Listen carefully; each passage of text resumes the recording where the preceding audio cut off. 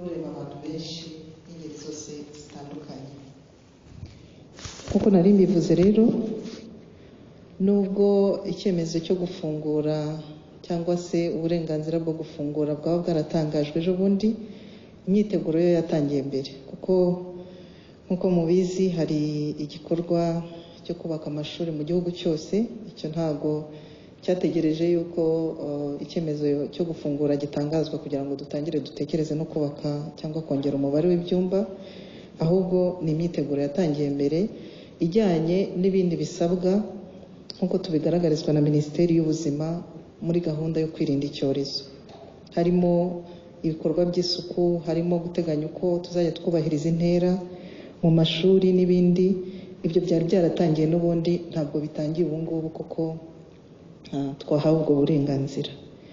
Uyu munsi rero nagira ngo mbamenyeshe ko nk'uko twari twabivuze mu minsi yashize, turatangira gufungura muri ukwezi kwa 10 ariko duhereye ku mashuri makuru na kaminuza, kuko inama y'igihugu ishinzwe amashuri makuru na kaminuza hari ubugenzuzi yakomeje gukorana n'ibigo by'amashuri bitandukanye. Mu gihe twari tugifunze amashuri n'ubu tukiyafunze, hashizwe imbaraga mu kongera ikoranabuhanga mu burezi. Ibyo ngibyo kaminuza zose zarabyitabiriye, ariko noneho uyu munsi niba twemerewe no gufungura tukaba twajya mu ishuri, kuko hari amasomo amwe n'amwe ubona biri ngombwa yuko mwarimu aba ari kumwe n'abanyeshuri.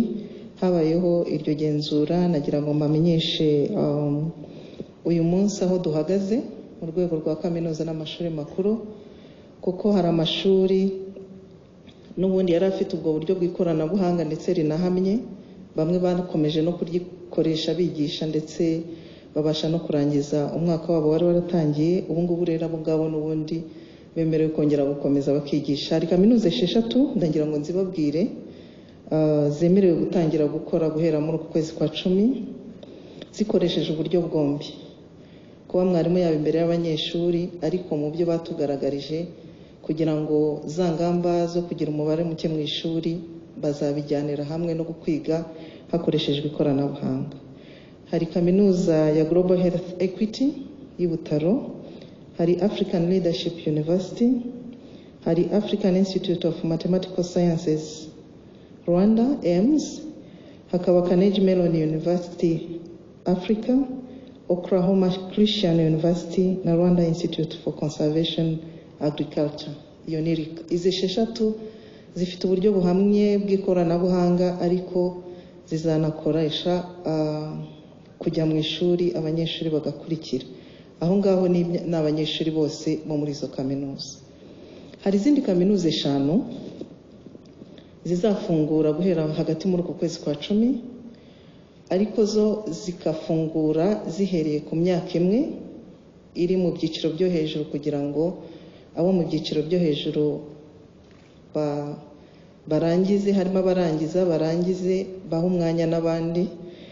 Izo kaminuza 5 harimo kaminuza y'u Rwanda, ubwo tuvuga guhera mu mwaka wa 3, wa 4 n'uwa 5 bitewe na porogaramu abanyeshuri biga. Abo bemerewe kuza ku mashuri bigaho bakabonana n'abarimu, ariko bwa buryo nabwo bw'ikoranabuhanga. Kaminuza y'u Rwanda naho yashyizemo ingufu cyane. Ubu ngubu amasomo arenga 90% ari kuri online platforms, ku buryo bazakoresha ubwo buryo bwombi. Nubwo abanyeshuri bazaba bari kuri kaminuza, ariko n'ubwo buryo bwombi bazabukoresha. Impamvu twanatangire n'abanyeshuri bake baza ku ishuri ni ukugira ngo tunubahirize ya ntera, ariko abanyeshuri bose dushaka ko mu ntangiriro baba no mu macumbi ya kaminuza.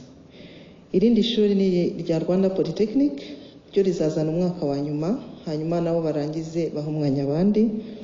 Hari Institut d'Enseignement Supérieur de Ruhengeri INES, Kibogora Polytechnic, hakaba na Mount Kenya University Kigali Campus. Abo ngabo bazakoresha uburyo bwombi, ariko banazane imyaka ya nyuma. Abo bemerewe duhereye ku igenzura ryakozwe n'inama nkuru y'igihugu ishinzwe amashuri makuru na kaminuza, bemerewe gutangira hagati muri uku kwezi kwa 10.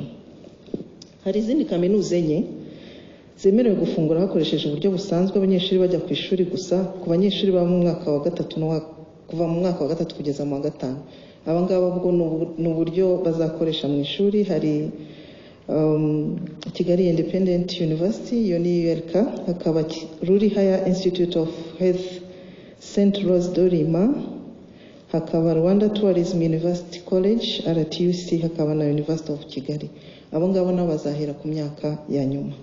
Hari izindi kaminuza ebyiri zemerewe gufungura abanyeshuri bose bajya ku ishuri mu buryo busanzwe. Iryo ni iryitwa ELPD, Institute of Legal Practice and Development, hakabaho na VATEL.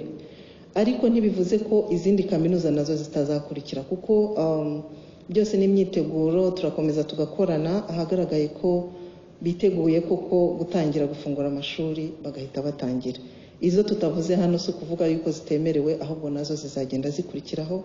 Nuko hano dushatse tugaragaza iziteguye neza ku buryo zatangira. Haza rero icyiciro cya kabiri cy'amashuri yisumbuye. Muri ibyo byiciro tugiramo amashuri yigisha porogaramu zitari z'igihugu zo mu bindi bihugu. Izo ngizo zemerewe nazo gutangira zigendeye kuri iyo gahunda, ariko nazo hari ibyo zisabwa kuzuza. Nazo turi gukorana inama zitandukanye kugira ngo turebe mu myitegurire uko bahagaze, cyane cyane ko bo bari basanganywe n'uburyo buhamye bwo kwigisha bakoresheje ikoranabuhanga. Ni byiza ko nabo bavanga ubwo buryo, akaba ari byo turi kuganiraho kugira ngo twumvikane bitewe n'umubare w'abanyeshuri bajye basimburana, hamwe bakoresha ikoranabuhanga ahandi babe bajya mu ishuri, kuko twabonye ko mu bihugu byagiye bibishobora ubwo buryo bwombi burakoreshwa. Hanyuma ku mashuri agendera kuri gahunda y'igihugu National Program, turateganya gutangira gufungura mu kwezi kwa 11. Ahangaha ni naho dufite abanyeshuri benshi cyane, bisaba uburyo bwihariye bwo gupanga gahunda y'uko bagomba kwiga, kuko nzi ko benshi n'icyo kibazo mwagiye mwibaza, ingengabihe iteye ite. Iyi ngengabihe izaba itandukanye n'ingengabihe dusanzwe tuzi, kuko ubundi twavugaga ngo amashuri aratangiye kuri iyi tariki, afunze kuri iyi tariki, ibiruhuko n'igihe iki n'iki. Ubu ngubu rero turi gupanga gahunda bitewe n'icyiciro icyo ari cyo n'umwaka abana bigamo, ariko cyane cyane kuko nubwo tugiye gufungura tuzakomeza kubahiriza gahunda y'igihugu, amabwiriza nk'uko tuyagaragarizwa yo kwirinda icyorezo cya COVID-19. Niyo mpamvu gutegura gahunda yayo biri kudufata umwanya, ariko bitarenze icyumweru gitaha nayo iyo gahunda tuzaba twayigaragaje. Ariko muri make icyo nshaka kubabwira no kuvuga ngo turi kwibanda cyane ku masomo y'ingenzi, icyo twita core subject, akaba arizo tugira umwarimu ku mwarimu. Hanyuma tukongera tukanareba amashuri yarageze mu cyiciro gisoza, kuko tugira ibyiciro birangiza umwaka wa 6 ubanza, umwaka wa 3 wayisumbuye n'umwaka wa 6. Abo ngabo bazahabwa ingengabihe yihariye itandukanye n'iy'abandi, kugira ngo bave mu cyiciro kimwe bajye mu kindi, n'abarangiza amashuri yisumbuye bavemo, noneho twinjizemo n'abandi bana bagombaga kwinjira mu mwaka wa mbere. Niyo mpamvu mutarabona ingengabihe yasohotse, kuko ingengabihe izajya ijyana n'icyiciro cy'abanyeshuri. Ariko nk'uko twabivuze, byose ni mu byiciro. Tuzahera tuvuye kuri za kaminuza tumanuke tujye ku mashuri yisumbuye nayo mu byiciro.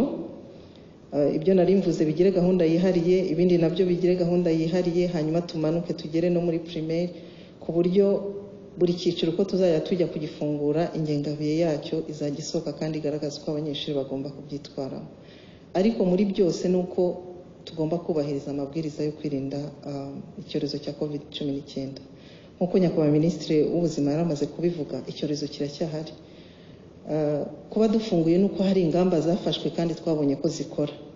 Tukaba rero twifuza yuko n'ubundi twakomezanya muri urwo rugamba, ari ababyeyi, ari abanyeshuri, ari namwe itangazamakuru, tugafatanya kugira ngo gahunda twateguye koko ijye mu bikorwa uko yateguye. Hanyuma ndabashimiye, ubwo ibindi muraza kubibaza nk'ibibazo dutanga ibisobanuro. Murakoze.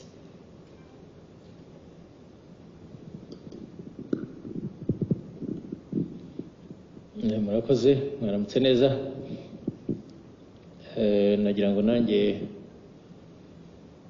mbabwire ko ku bijyanye n'uko duhagaze nk'igihugu, abaturage mu kubahiriza amabwiriza yo kwirinda COVID-19 turagenda tubona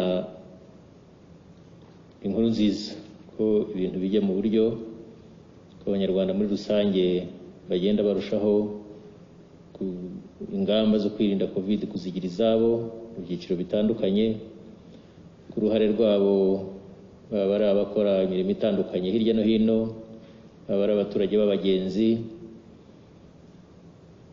aho bari hose uragenda ubona hari impinduka nziza kugira ngo ari nacyo gisobanura ko Minisitiri w'Ubuzima yabivugaga ko intambwe dutera mu kugabanya ubwandu ari intambwe igaragara.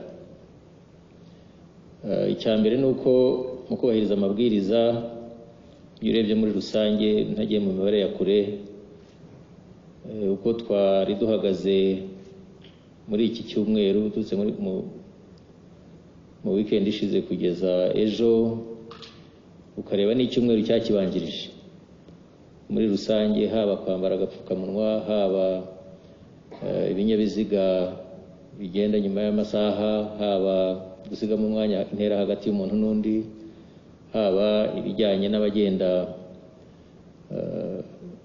abubahiriza amasaha yo kugenda yarangira bakaba batashye haba se n'ibijyanye n'utubari dukora mu buryo butemewe n'ababa batugiyemo mu buryo butemewe ibyo byose muri rusange iyo ubirebye usanga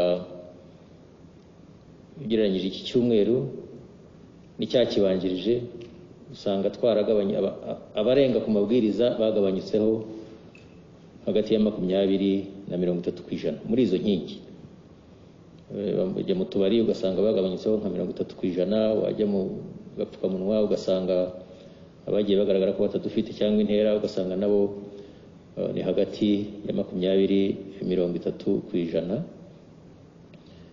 Ikindi ni uko nanone nk'isomo umuntu yavuga nk'inzego zishinzwe gukurikirana ishyirwa mu bikorwa hari aho twageze tumenya gukorana neza cyangwa se dushyira imbaraga mu gukorana cyane mu rwego rw'inzego z'ibanze n'inzego dukorana z'umutekano polisi ku isonga tumaze nk'amezi 2 asaga twaranogeje uburyo dukora kandi ugasanga nabyo byaratanze umusaruro ari mu kwigisha abaturage ari mu kubakebura kugira ngo bakosore ari no kubona abarengaho amabwiriza kubera ko tuba twagize uburyo bw'imikoranire bunoze hagati mu kwezi kwa 7 nibwo Minisiteri y'Ubutegetsi bw'Igihugu yatangiye gukorana neza na polisi y'igihugu n'inzego z'ibanze ku buryo n'abarenze ku mabwiriza twagiye tubabona kurusha uko twabibonaga mbere ariko bikanatworohera no guhana amakuru no kwigisha no kumenya uko tutuma haza izo mpinduka nziza mu banyarwanda atari ngombwa gusa ko buri wese yakora ku giti cye cyangwa tugize iyo mikoranire ituzuye. Icyo rero cyazanyemo rwose impinduka nziza dukomeza kugenda twubakiraho. Ikintu nashaka kubasangiza ni uko iyo urebye by'umwihariko nka kubahiriza amasaha nanone urebye iki cyumweru n'igishize bwo aho hari igipimo kinini cyane cy'impinduka kuko hagati ya 45% ubona barengaga ku gihe cy'amasaha n'abayarengaho ubu ngubu bagabanyutseho. Iyo ugereranyije iki cyumweru n'icyakibanjirije usanga dufitemo nk'igabanyuka rigera kuri 45%. Ikindi dushima ni uruhare rw'abanyarwanda ubona batangiye kubigira ibyabo kurushaho. Ntanze nk'urugero iyo urebye mu gihugu hose murabyibuka mu minsi yashize ahantu twajyaga twikanga ibijyanye n'amasoko yangaya gukorera hanze ubucuruzi bw'abantu benshi cyane isoko y'imyaka n'ibindi kugira ngo mu gihugu hose dufite amasoko akabaka 130 manini. Aho hose hari ibintu bibiri byahakozwe. Icya mbere ni uko henshi muri aho hamaze gushyirwaho buriya buryo bw'isuku y'amazi hand washing facilities, amazi ahari afite n'isabune abantu bakabanza bagakaraba. Ni ukuvuga ngo cya gipimo cy'isuku aho hantu hahurira abantu benshi cyatangiye kujya mu buryo cyashyizweho umurongo kandi birimo birakora naho byaba bitaruzura neza bigeze ku gipimo gishimishije kiganisha kwirangizwa. Ariko igikomeye nuko aho hantu hirya no hino muri aya masoko y'abaturage ubucuruzi gusa umuntu yakwita nkaho atari ubw'abacuruzi bakomeye, bagiye bashyiraho za komite zigira igikorwa icyabo. Kujya ku isoko, wajya Gahoromani, wajya mu Miduha, wajya aho wajya hose, ugasanga isoko rifite komite ryabaga ihari, ariko none iyo komite yagiye mu gukurikirana ibi bikorwa byo kwirinda covid, kandi ugasanga bashyizeho n'uburyo bubafasha mu buryo bakorana n'izindi nzego, uburyo bakorana na rwa rubyiruko rw'abakorerabushake.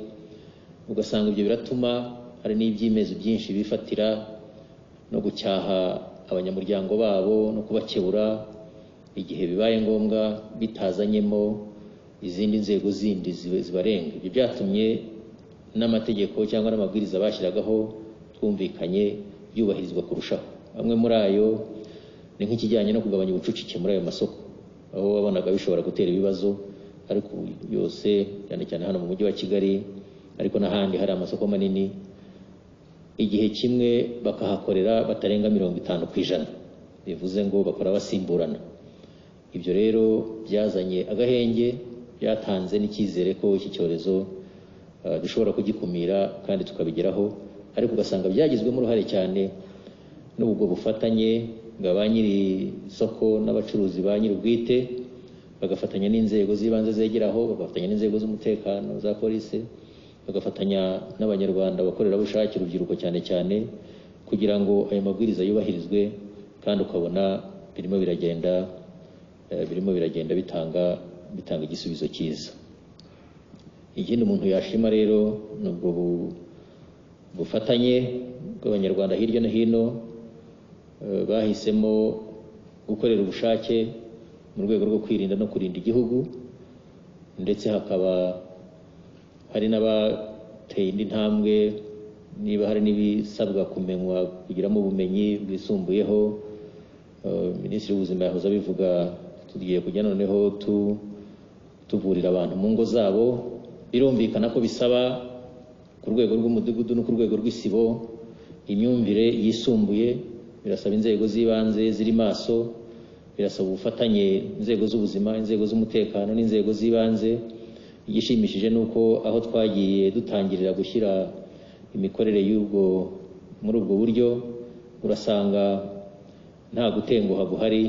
Inzego z'ubuzima uburyo zikorana n'abajyanama b'ubuzima, uburyo bafatanya n'inzego z'ibanze n'inzego z'umutekano, ni ikintu cyiza gitanga icyizere ko abanyarwanda muri rusange bamaze gusobanukirwa n'ububi bw'iki cyorezo, ariko cyane cyane n'uruhare rwabo mu kugikumira, mu kukirinda no kukirinda imiryango yabo.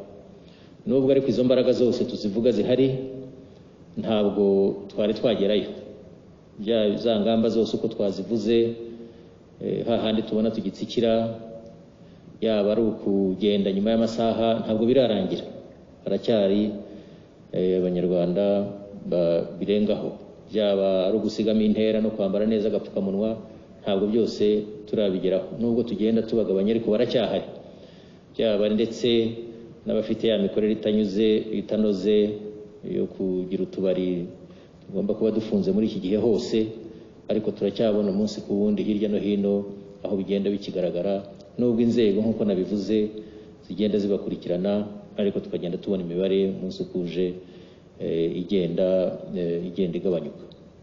Twaboneraho rero gusaba ko rwose kwirinda iki cyorezo biba gahunda ya buri munyarwanda, gahunda yacu twese n'itangazamakuru, tugashyira imbere icyo cyo kwirinda no kwikumira no kwigisha, ndetse ibyo guhana rwose bikaza ari amaburakindi, ahubwo umuntu wese akabyumva, kugira ngo uwubaka urwe ntasigana, kugira ngo twiyubakire igihugu tukirinde covid, ko ntawe bera ntitoranya, murayizi. Ibyiza rero nuko twabyirinda, atari ugutinya ibihano, ahubwo ari ugutinya ububi bwayo, atari no kuvuga ngo hari bamwe ijyamo, hari bamwe bayirwara, bijya bavuga ngo ni iy'abasirimu, bandi ngo ni iy'abanyamujyi, bandi mu cyaro ntihari. Ngira ngo iyo myumvire nayo twayikosora, kuko hose ntaho itagera, ntawe itahitana aramutse ayanduye ntagire uko ayirinda cyangwa se ngo akumire ingaruka zayo. Muri make rero nagira ngo mbasangize kuri ibyo, hari iyo ntambwe nziza dutera, ariko hari indi ikomeye dukwiye gukomeza gutera, cyane cyane mu kubahiriza amabwiriza aba yashyizweho, buri wese yagira ye, ariko byubakiye n'aho dutuye n'aho tugenda, kandi byubakiye ko buri wese nyine abibona nk'aho ari ikintu yari akwiye kugiramo uruhare, niba ari ukwigisha, niba ari ahantu ngenda, ntibibe ko mbona ikintu kitameze neza ngo ntegereze cyangwa mpamagare abandi ngo nibaze bagishyire mu buryo. Niba ari abantu umuntu ayoza, hari umuyobozi, hari umunyamakuru, ari ikingira ngo mbere y'uko umuntu abifatamo inkuru, bari dukwiye kubifata nk'ikibazo, ukaba wanamubwira uti ariko ambara ako gapfukamunwa neza, nibura inkuru igakomeza, ariko nuko kumukebura no kumucyaha cyangwa se kugarura mu buryo nabyo byakozwe. Akaba ari ubwo bufasha rero cyane cyane ku itangazamakuru dusaba kugira ngo abaturage bacu cyane cyane urubyiruko dukomeze tujye muri iki cyerekezo hamwe cyo kwirinda COVID-19. Murakoze.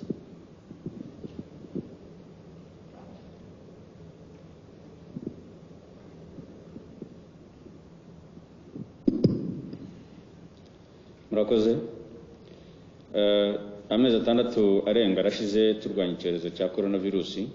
Polisi y'u Rwanda ifatanyije n'izindi nzego za leta zakomeje gukangurira abaturarwanda ndetse no kubigisha kwirinda ndetse no kwirakwira ry'iki cyorezo. Iyo biza kuba ari amahugurwa, tuba tugeze mu cyiciro cyo gutanga impamyabumenyi ku bayitabiriye. Ntabwo rero bikwiye ko kugeza ubu hari umuntu ukwiye kuba afatwa atambaye agapfukamunwa neza, adahana intera na mugenzi we, adakaraba ngo agire isuku uko bikwiye, atubahiriza amasaha yagenwe yo gutaha mu rugo, n'ibindi byose bitega mu mabwiriza nk'uko yagiye asohoka. Ndetse n'abantu bashaka kubahiriza amasaha yagenwe y'ingendo, ahubwo ugasanga mu by'ukuri mu gihe bataha barakora bafite umuvuduko ukabije cyane, ku buryo bitera impanuka, bikaviramo abantu kwasiga ubuzima. Turashimira umubare munini w'abaturarwanda wumva kandi wanize ukanakurikiza amabwiriza, ariko nta nubwo twareka kunenga abarenga ku mabwiriza bakora ibitemewe ndetse banakoresha amayeri atandukanye. Urugero, hari zimwe muri za resitora zahindutse utubari cyangwa se zihinduye utubari, aho abantu birirwa banywa inzoga, bateguye isahane ku meza imbere yabo ndetse bayisize ibyo kurya kugira ngo bigaragare ko barimo gufata amafunguro. Abantu babyumva bumve ko banyuranya n'amabwiriza. Ndetse hari n'abaseriva cyangwa atanga inzoga muri za teremusi cyangwa n'ibikombe by'icyayi. Ibyo nabyo tugenda tubitahura, ntabwo byemewe. Turagira ngo tubabwire yuko mu by'ukuri abantu bagomba kumvira n'amabwiriza kugira ngo uruhare rwa buri wese ruba ingenzi mu kwirinda kino cyorezo. Nta mpamvu yo kubihatirwa, yo kubigenzurirwa no kubihanirwa. Hari n'abahinduye ingo zabo utubari, ndetse bagashaka no kugira ngo bahindure inyubako zabo z'ingo kugira ngo mu by'ukuri babe bazikoresha nk'utubari, ariko bazi neza yuko akabari yo gasanzwe gakora katemerewe gukora nk'uko bitemewe, akabari karafungwa. Byumvikane rero ko umunsi bafunze urugo rwawe wagize akabari yuko bizakugora. Ibi byose rero ntibyemewe, ariko icyo twavuga ni uko abantu bakwiye kumva ko bafite inshingano ikomeye yo kugira ngo birinde kino cyorezo. Ikindi ni uko hari abantu bakigaragara bafatwa bakavuga bati twibagiye kubwira polisi kuyimenyesha gahunda zacu cyangwa se kuyisaba uruhushya ko ibikorwa byacu bishobora kuza kurenga ku mabwiriza cyangwa se ku amasaha yemerewe y'ingendo. Ntabwo ibi byemewe.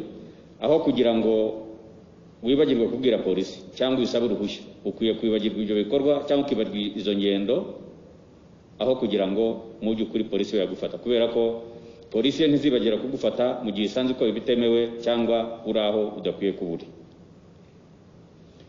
Mu rwego rero rwo gukomeza kwirinda kino cyorezo ku bufatanye n'izindi nzego za leta, polisi igiye kurushaho gushyira imbaraga mu bintu bitatu bikurikira kugira ngo aho tugeze cyangwa naho ibintu bigeze aho bitazasubira inyuma. Icya mbere ni ugukorana n'abaturarwanda bose bize kandi bagafata kwirinda COVID-19 nk'ihame kandi bakabigira umuco. Icya kabiri izakomeza kwibutsa no gukebura abo bigaragara ko bibagirwa kwirinda iki cyorezo uko bikwiye. Icya gatatu izakomeza gufata no guhana abize bakanga gufata amabwiriza yo kwirinda COVID ndetse n'abarengaho nkana bitwaje impamvu zidafatika.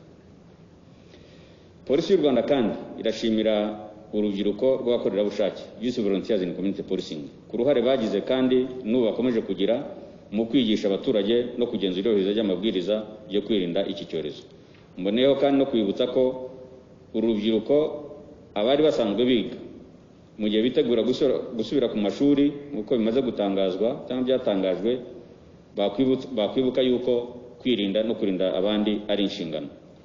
Bumve ko indangagaciro zigomba kubaranga ari ukumvira, kubaha no kwirinda no kurinda abandi kugira ngo tuzatsinde iki cyorezo. Ku birebana n'impanuka zikomeje guhitana ubuzima bw'abantu, Polisi y'u Rwanda iramenyesha abaturarwanda ko yasubukuye ubukangurambaga bwo kwirinda impanuka bwari buzwi ku izina rya Gera Amahoro. Ubu bukangurambaga bukaba bwarasubitswe mu by'ukuri mu gihe icyorezo cyadukaga hano mu Rwanda. Ikindi ni uko kwirinda coronavirusi ntabwo bitera impanuka kandi no kwirinda impanuka ntabwo bitera coronavirusi. Aha nta rujijo rukunze kwaba kubera ko hari abantu usanga bajya basa naho babyitiranya. Turamenyesha abantu bose ko 80% by'impanuka ziterwa n'imyitwarire mibi y'abakoresha umuhanda nk'uko byagaragaje mu kigereranyo cyakozwe n'ishami ry'umuryango w'abibumbye ryita ku buzima OMS cyangwa se WHO. Ibi bivuze ko zishobora kwirinda. Reka twirinde gutwara ibinyabiziga ku muvuduko ukabije, gutwara ibinyabiziga twanyoye ibisindisha, gutwara ibinyabiziga turangaye tuvugira kuri telefoni cyangwa se turangariye mu bindi kugira ngo tudateza impanuka zigahitana ubuzima bwacu cyangwa n'ubw'abandi. Aya makosa tumaze kuvuga niyo yateje impanuka zigera muri 678 muri amezi 6 ashize, zigahitana ubuzima bw'abantu 883, zigakomeretsa 395. Izi mpanuka zose zashobora kwirindwa. Nsoza, ntabwo twarwanya COVID-19 gusa ngo twemere ko abaturarwanda bahitanwa n'impanuka. Niyo mpamvu twatangiye gukomatanya ubukangurambaga bwarwanya COVID na Gera Amahoro, ari nako dukoresha abapolisi benshi mu muhanda ndetse n'ibikoresho byose polisi ifite mu kurwanya no gukumira impanuka zo mu muhanda, ariko duhana n'abarenga ku mategeko yo mu muhanda. Murakoze.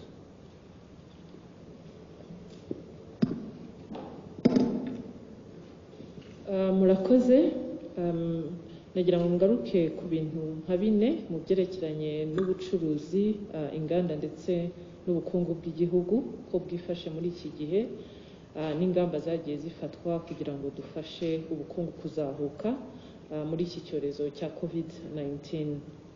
Nagira ngo mbanze mbere na mbere nshimire baba abacuruzi, abanyenganda ndetse n'abari mu nzego zitandukanye z'ubukungu bw'igihugu bakomeje gushyira imbaraga mu kubahiriza izi ngamba zo kurwanya COVID-19 coronavirus, cyane cyane ko ari narwo rwego rw'abantu bagizweho ingaruka cyane n'iki cyorezo.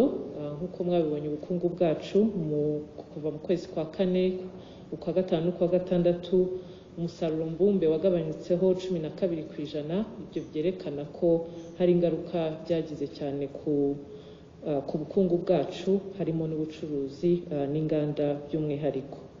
Ku byerekeranye n'aho duhagaze ubu, hakomejwe gushyiraho ingamba kugira ngo nubwo imipaka cyane cyane yo ku butaka igifunze, nubwo ikibuga cy'indege cyafunguwe mu kwezi kwa 8, dukomeze gukora ibishoboka kugira ngo ibicuruzwa bikomeze kwinjira mu Rwanda nta mbogamizi, ndetse no ku rwego rwa EAC, umuryango w'uburasirazuba bwa Afurika, hari system yashyizweho yo kugira ngo dushobore kwihutisha uko abari mu bwikorezi cyangwa se n'abashoferi dukore harmonization mu bihugu byose no kureba kugira ngo uko binjira mu bihugu byacu byo muri aka karere bapimwe COVID-19 kandi bashobore kuba baba monitored. Iyo ni Regional EAC Cargo and Drivers Tracking System. Tukaba twizera yuko bizatuma delays zagiye ziba cyangwa se mu bwikorezi ukutinda kw'ibicuruzwa byinjira mu Rwanda cyangwa se n'ibisohoka kwagabanuka. Icya kabiri ni uruhare rwa gahunda ya Made in Rwanda mu gufasha ubukungu mu kurwanya iki cyorezo, aho cyane cyane twakomeje gukorana by'umwihariko n'inganda ziri muri sekta zitandukanye, zaba iziri mu bikora ibikoresho by'ubwubatsi cyangwa se ibitunganya umusaruro uva ku buhinzi n'ubworozi, kugira ngo dukomeze kwihaza mu biribwa kandi n'ibikoresho dushobora gukoresha mu mirimo itandukanye tube twakoresha ibya Made in Rwanda. Nkaba navuga nko kuba twarishimiye ko hari uruganda rwa kabiri rukora sima mu Rwanda rwatangiye gukora, rwa Prime Cement ruri Musanze. Ibi bikaba bikomeza kudufasha kugira ngo tubone sima ihagije ku isoko ryacu, nk'uko n'ibikorwa by'ubwubatsi nabyo byongeye gukomorerwa kandi cyane cyane n'iki gikorwa cyo kubaka amashuri nacyo dushoboye kuba twabona sima ihagije n'ibindi bikoresho bikorerwa iwacu. Icya gatatu nagarukaho ni ukureba aho tugeze dufasha abikorera kugira ngo bashobore kugera kuri cya kigega Economic Recovery Fund, haba mu rwego rw'ubukerarugendo, amahoteli ndetse n'ibigo bito n'ibiciriritse, aho mu mezi abiri ashize hari abenshi mu bikorera bari batugaragarije imbogamizi bagifite mu kugira ngo bagere ku makuru ahagije y'uko bagera kuri icyo kigega, ndetse na criteria cyangwa se ibisabwa babonaga ko biruhije bituma abantu benshi batabyitabira. Aho dukoranye n'inzego zitandukanye cyane cyane Banki Nkuru y'Igihugu, Minisiteri y'Imari n'Igenamigambi, twasubiyemo criteria cyangwa se ibisabwa kugira ngo abantu babashe kugera kuri icyo kigega kigamije kuzahura ubukungu, aho nk'urugero twasabaga ko umuntu yakwerekana igihombo yaba yaragize gitewe na COVID kigeze muri 50%, ariko tugasanga hari igihe hari bamwe kubera icyo gihombo bajya kukigeraho n'ubundi barafunze. Tukaba rero twaragabanyije ku buryo umuntu yerekana ko yagize igihombo kigeze kuri 30%, akaba yabona amahirwe nayo kugera kuri icyo kigega. Icya kabiri ni uko hakomejwe gukora ubukangurambaga mu bikorera kugira ngo basobanurirwe neza icyo kigega kigamije, banafashwe kugira ngo buzuze ibisabwa bashobore nabo kubona amafaranga ari muri icyo kigega. Ikindi ni uko dushaka gufasha kurushaho ibigo bito n'ibiciriritse, micro and small businesses, nazo zifite kuri ayo mafaranga ari mu kigega miliyoni zigera kuri 3 z'amadolari, agamijwe kuzahura ibyo bigo bito n'ibiciriritse, kandi bigashobora no kuba byahabwa ingwate, bigafashwa kubona ingwate kugira ngo nabyo bigere kuri iyo facility cyangwa kuri icyo kigega kizahura ubukungu.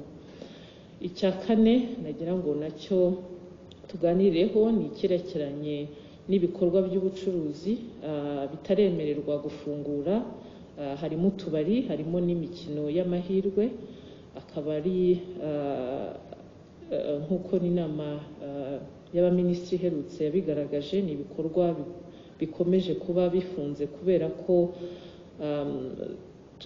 twasangaga yuko ahantu hashobora kuba risk cyangwa se haboneka indi mpamvu yatuma ubwandu bwa coronavirus bwongera kwiyongera, twaba turetse kuhafungura. Twagiye tugirana ibiganiro n'abashinzwe cyane cyane amakampani y'imikino y'amahirwe gaming, aho twari twabahaye amabwiriza kugira ngo batangire kwitegura, yaba ibyo bagomba gushyira ahakinirwa iyo mikino aho bakorera mu byerekeranye no kuba bashyiraho abantu bakarabira kugira ngo turebe ko abantu niyo baba bakeya bashobora kuhakorera. Haba n'igenzura ryakozwe dufatanyije na polisi nkuru y'igihugu na Minaloc ndetse n'uturere dutandukanye. Twahereye muri Kigali aho ahantu hagera kuri aho bakinira iyi mikino y'amahirwe hagere kuri 280. Ni henshi cyane. Twagiye tureba uko biteguye. Nyuma yaho twasanze ko twabanza tukiga neza yuko no gushobora kujya kureba ko ibyasabwe bikurikizwa mu gihe iyo mikino yaba yongeye gufungurirwa, twaba turetse kuhafungura. Biragaragara ko iyi ni sekta yari ikoramo abantu benshi bari bamaze kugera ku 2,000, ariko tubona yuko muri uko kwezi kwa 10 twakongera tukareba neza niba dushobora kubakomorera, ariko nanone nta yindi ngaruka bigize mu gukwirakwiza iki cyorezo. Ibi rero nka Minicom ishinzwe kureberera iyo sekta ya gaming y'imikino y'amahirwe, ni ibintu dukomeza gukorana ndetse tukanarebana na Minisante uko ingamba n'amabwiriza twari twabahaye niba hari ibyo twakongeramo, hanyuma tukanarebana n'izi company zimaze kuba 22 mu gihugu uko twakomeza kureba uko twafashe iyi sekta. Ariko ikindi nashaka kugarukaho nuko tunashimira ko abagize iyo mikino y'amahirwe noneho bishyize mu ishyirahamwe ku buryo byanafasha no gukemura ibibazo byagaragaye na mbere ya COVID muri iyi sekta. Akaba ari naho rero twumva ko tuzakomeza ibi biganiro tukareba uko twazahura iyi sekta. Ikindi cya nyuma narangirizaho ni ingamba zigenda zifashwa ku rwego mpuzamahanga, kuko bigaragara ko urwego rw'ubucuruzi ari rumwe ruzagira igihombo kinini, aho n'umuryango mpuzamahanga ushinzwe ubucuruzi WTO yerekanye ko igihombo gishobora kugera hagati ya 20 na 30%. Ariko kugira ngo turebe uko baba bohereza ibintu mu mahanga nabo bafashwa, ndetse dukomeje gukorana n'abaterankunga tukaba twabona n'andi mafaranga yunganira ikigega cyashyizweho na leta kugira ngo ibigo by'ubucuruzi bikorera mu Rwanda nabyo bibe byafashwa muri iyo nzira. Murakoze. Murakoze cyane banyakubahwa Minisitiri, nyakubahwa Commissioner. Nk'uko twari twabitangaje, nyuma y'ijambo ritangiza iki kiganiro turaha umwanya abanyamakuru kugira ngo babaze ibibazo bafite. Gusa mbere yo gutanga umwanya kugira ngo mubaze, turashaka kugira ngo tubibutse kwambara neza udupfukamunwa twanyu, tugatwikira izuru n'umunwa. Hanyuma twemeranye yuko umunyamakuru uhabwa ijambo arasa ku ntego, akabaza ikibazo kimwe kugira ngo ahe n'umwanya na bagenzi be kugira ngo babashe kubaza ibibazo bafite. Turatangirira kuri Karini Jabo baza ikibazo cya mbere.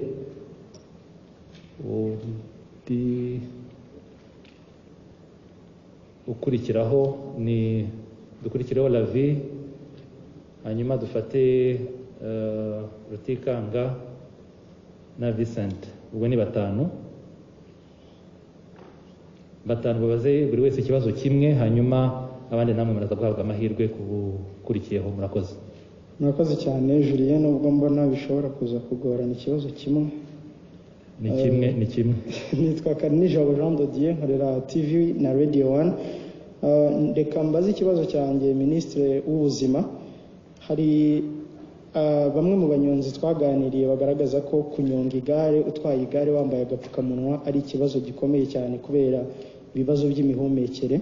Ikindi bakavuga bati se ingofero badusaba kwambara ni ingofero z'abafundi, ni ingofero zisanzwe zifashishwa mu bijyanye n'aba bantu batwara amagare. Hanyuma wenda ikindi ntibaze Minisitiri ngamije n'ubundi, hari abakorerabushake muri ibi bya COVID bari mu karere ka Rusizi, iriya treatment center yaho mwafunze mu minsi yashize. bandikiye minisitiri w'intebe mu ibaruwa dufitiye kopi bagaragaza ko bahawe amafaranga makeya y'agahimbazamusyi, bahawe amafaranga 30,000 abo mu karere ka Rusizi bagera kuri 200, mu gihe abavuye mu mujyi wa Kigali bakoranaga na RBC bo bahawe 1,400,000 kuri buri umwe. Bakibaza bati icyo kinyuranyo kiri hagati y'ako gahimbazamusyi abatanze agahimbazamusyi bashingiye kuki? Murakoze. Murakoze Jean de Dieu. L'avis.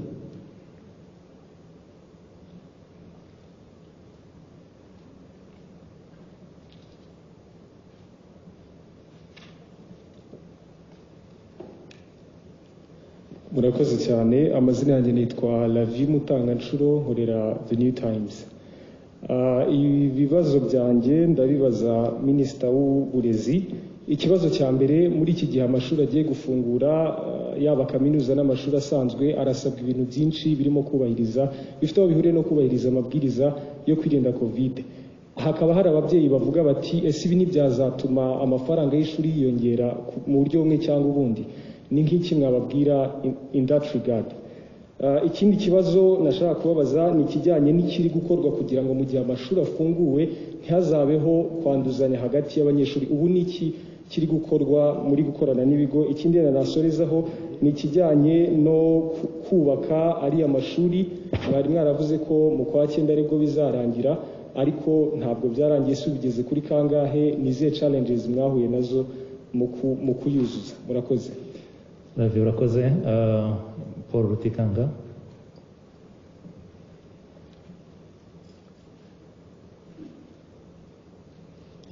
Murakoze. Nitwa Paul Rutikanga, nkora Televiziyo Rwanda.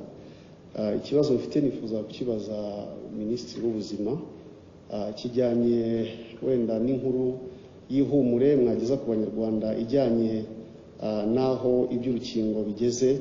Iyo mukurikirana musanga hari icyizere ryari? Murakoze. Turasoreza kuri Vincent.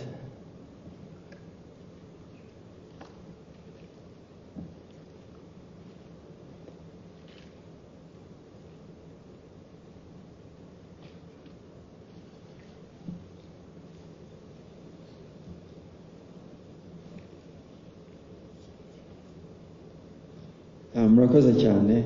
Vincent Gasana, Katy Press. Ikibazo cyanyu mu by'ukuri kirareba na microphone ngira ngo ikibazo cyanjye kirareba nka mwese mu by'ukuri.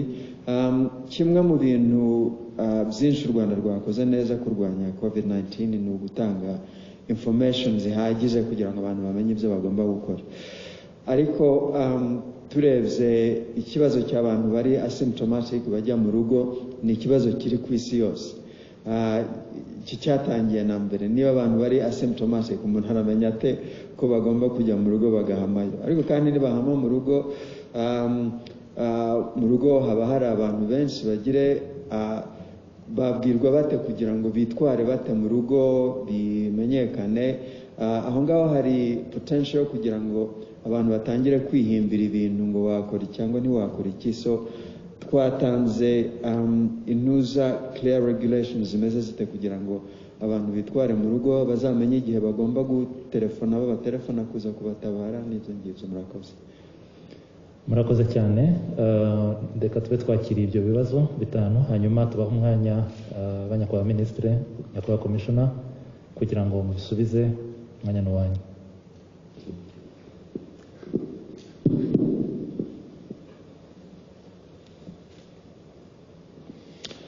Arakoze Karinijabo wa TV1 yabajije ikibazo cy'abanyonzi, yibaza ukuntu bazabasha gukora akazi kabo bambaye udupfukamunwa kuko bibabangamira mu guhumeka kandi bari gukoresha ingufu. Birumvikana iyo umuntu akoresha ingufu anyonga aba akeneye guhumeka kugira ngo abashe nyine kubona ingufu zihagije zo gukora ako kazi, kuko niko bimeze. Akoresha ingufu z'umubiri atwaye umuntu ari ahantu wenda hanaterera, birumvikana ko ibihaha bigomba kubona umwuka uhagije kugira ngo abashe kubona ingufu. hagati aho ariko indwara ya covid nayo uko yandura twarabyigishije, abantu benshi bamaze kubimenya. Ni amatembabuzi ava mu myanya y'ubuhumekero, mu kanwa, ashobora yahuye n'undi muntu amutarukiyeho se cyangwa se akozaho ayo matembabuzi yaguye, uwo muntu akaba yanduye, yanduza ubikozeho. ubwo ikibazo ni ukuvuga ngo twakora iki kugira ngo umunyonzi akora akazi kamutunze ariko yo kwanduza niba arwaye. Ese wamusuzuma buri cyumweru ngo uvuge uti uravanamo agapfukamunwa kuko utarwaye, twagusuzumye, hanyuma utware abantu se bo tuzaba twarabasuzumye kuko tutanabazi, ntabwo tuzi abakiriya azatwara, harimo abarwayi bashobora kumwanduza, uwo munyonzi ntazandura. Ndashaka gusobanura imiterere y'ikibazo ukuntu kugisubiza bitoroshye urebye ku mpande zombi. Ari nacyo gituma tuvuga tuti umunyonzi yambara agapfukamunwa, anambare ingofero yabugenewe, ubwo mboneyeho no gusubiza icya kabiri cyari gikurikiyeho.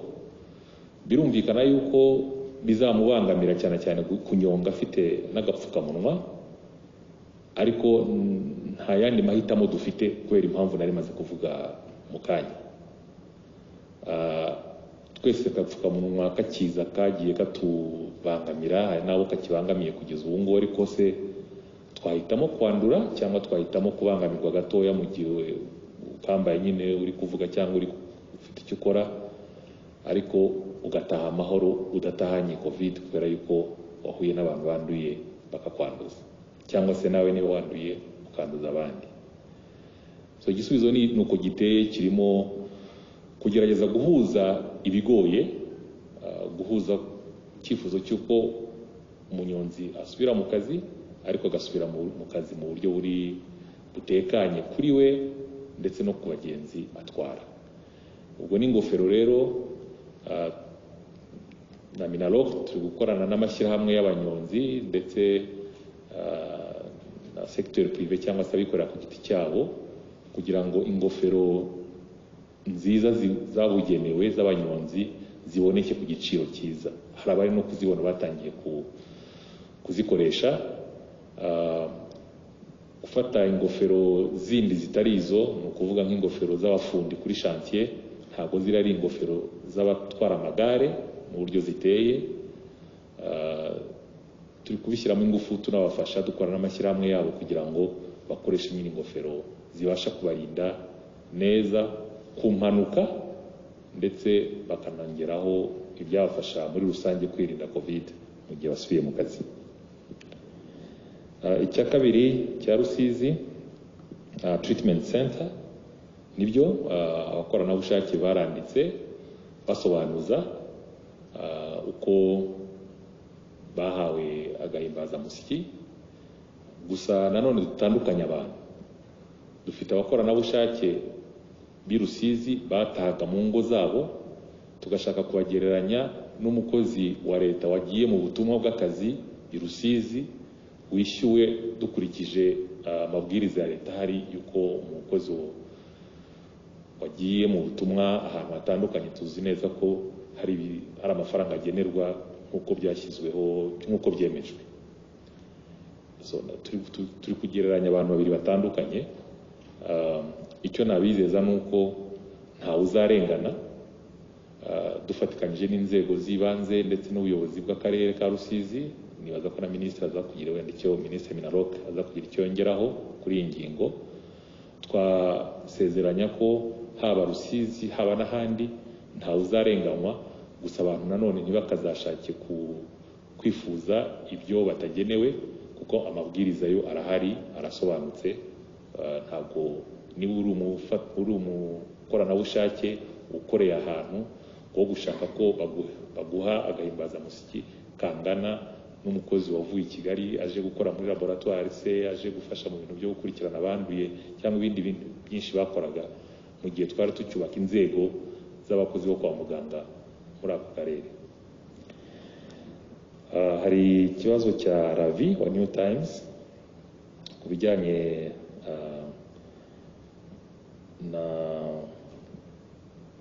reka mvuge cya Rutikanga cya Ravi Menya kibaje Minister Mineduc, ariko ndaza kugira icyo nyongeraho namara kugisubiza.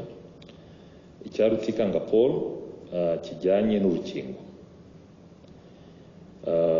Icy'urukingo hari inkingo zigeze ku 8 ziri gukurikiranwa by'umwihariko n'ikigo mpuzamahanga gikurikirana ikwirakwizwa ry'inkingo ku isi bita Gavi, gikorera Geneva mu Busuwisi. Izo nkingo 8 zikaba zigeze ku cyiciro gishimishije mu mikorere kunoza mbese no kugera ku gikorwa cyatanga urukingo. Muri zo 2 singomba kuvuga amazina yazo kuko byaba bigiye gusa naho ari ukwamamaza.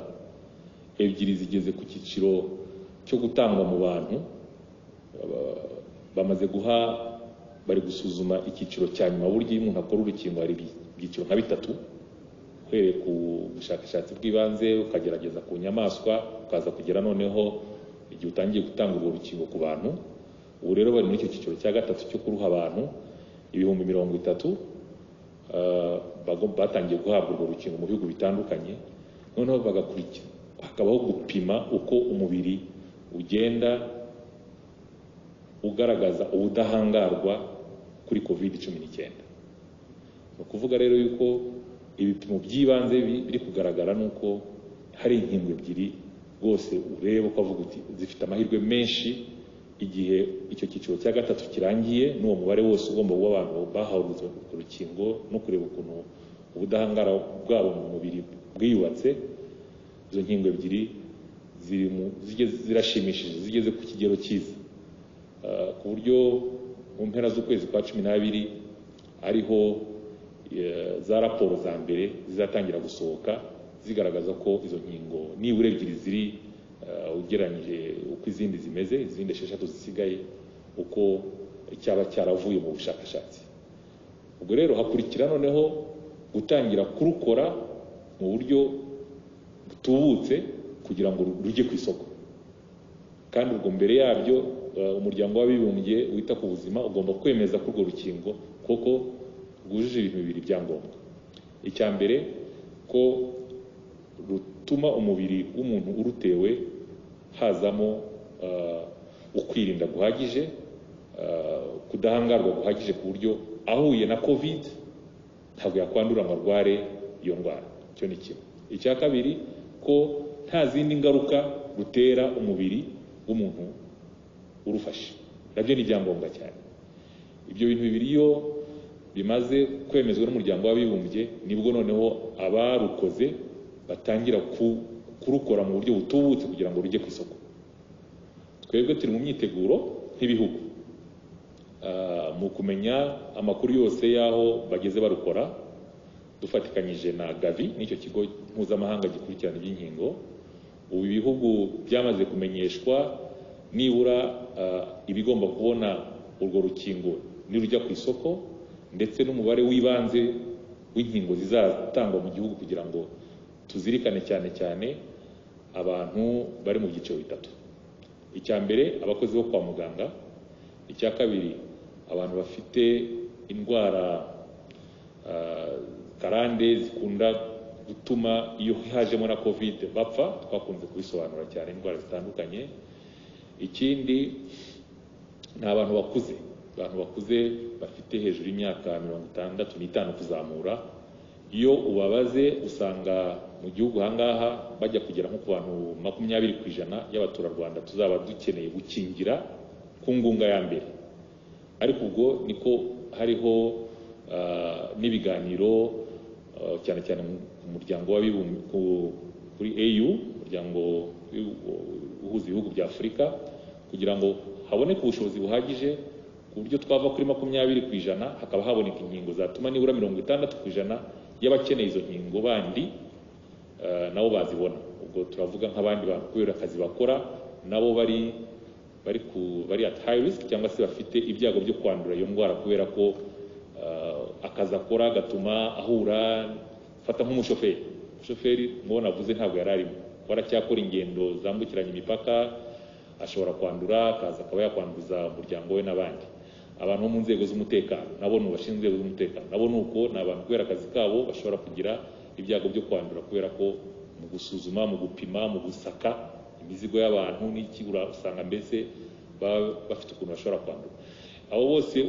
nibo twumva ngo 20% ibonetse ni byiza ariko hari n'ingufu nyinshi ziri gukorwa kugira ngo tuzazamure tugeze kuri 60% abenshi bazaba bagiyemo mu bakenewe kugira ngo n'urukingo rutanzwe ku mubare munini burya ukwirinda muri rusange cyangwa ubudahangarwa muri rusange mu baturage bushobora gutuma icyorezo cyangwa se virus itagumya kugenda ngo ive ku muntu umwe ijye ku wundi.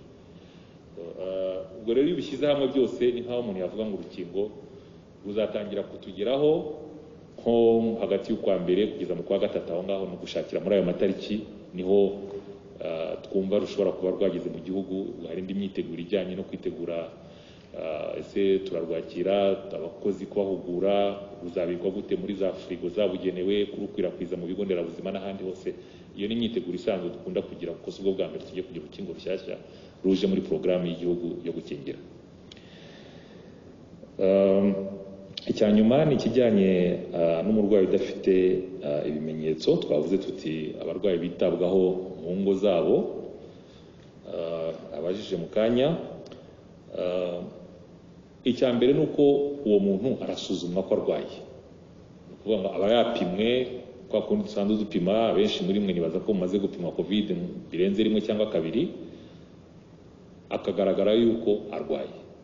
Icya kabiri hari ibisabwa kugira ngo ajye ku rutonde rw'abemerewe kujya kuvurirwa mu rugo, kwivuriza mu rugo.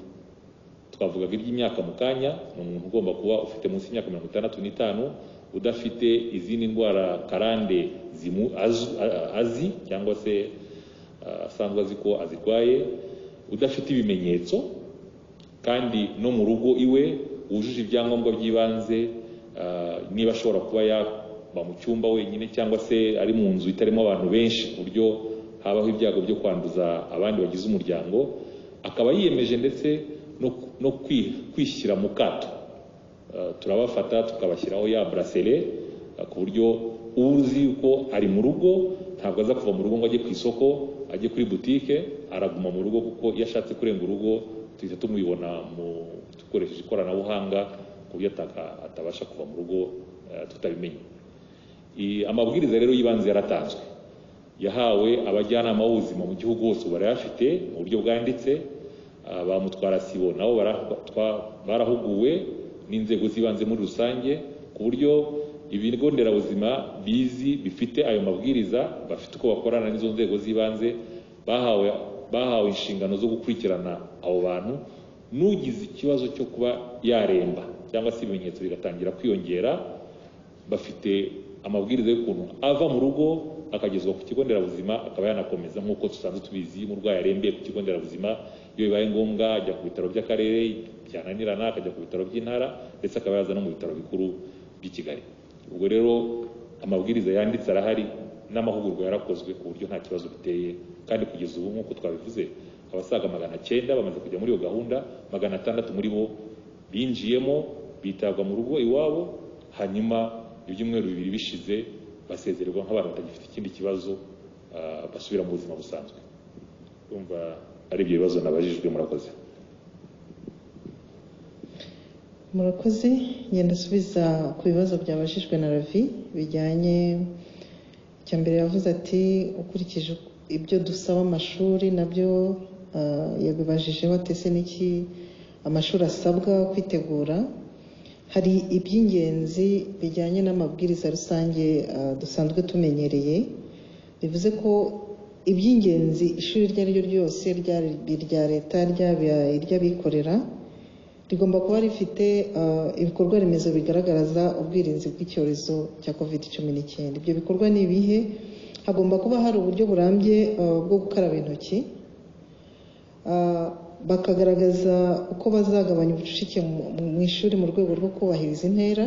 Ni ukuvuga ngo ya ntera tugaragarizwa n'inzego z'ubuzima igomba kubahirizwa mu mashuri. Hagomba no kubaho uburyo bwo gupima umuriro kuri aya mashuri, ndetse hagashyirwaho n'ibyumba bibiri mu gihe haba hari uketsweho uburwayi, kuko ntabwo twavuga ngo ntibizabaho. Kuri buri shuri rero hagomba kuba hari ibyo byumba bibiri, ndetse hejuru y'ibyo byose ndagira ngo gihuze n'icya communication bigeze kuvuga, kugira ngo iki gikorwa cyo gufungura amashuri tuzagikore neza tudahuye n'ibibazo, ni ugutanga amakuru. Hariho rero uburyo bwateguwe abantu bazajya bahana amakuru, ndetse no mu gihe havutse ikibazo, haba gukekaho umuntu uburwayi cyangwa se uburwayi bwagaragaye, bigenda gute, ku buryo guhera muri iki cyumweru ndetse nk'abanyamakuru muraza kubibona cyangwa murabizi, hari amahugurwa yatangiye mu gihugu cyose dufatanije n'inzego z'ubuzima mu kwigisha abantu uko ibintu bizakorwa n'uko bazitegura.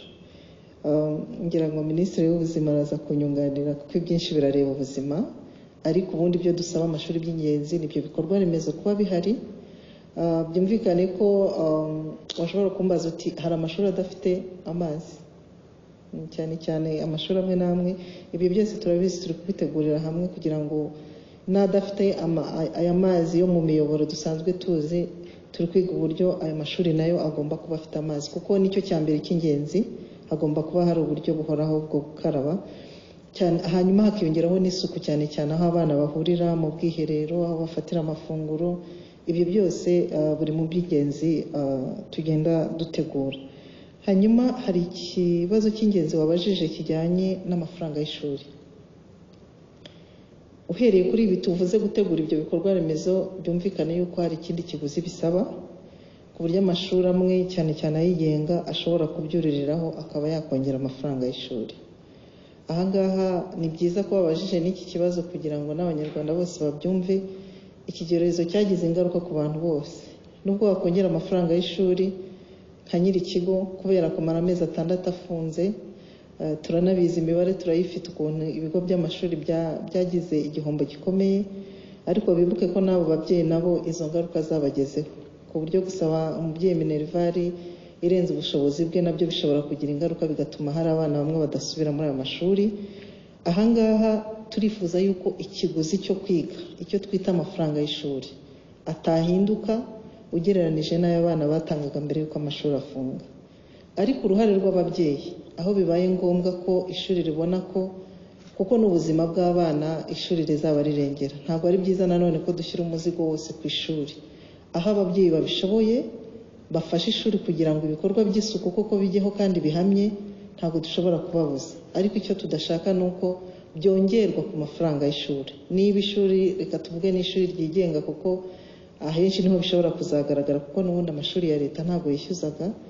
Niba ishuri ryishyuzaga 150 ukabona bishyize kuri 200, ntabwo ari byiza ko byagenda gutyo. Ahubwo umusanzu w'ababyeyi ukagaragaza icyo ugiye gukora, ariko utiyongereye ku mafaranga y'ishuri, ku buryo igihe bitazaba bikiri ngombwa ababyeyi batakomeza kwishyura ayo mafaranga, yaba yariyongereye ku mafaranga y'ishuri.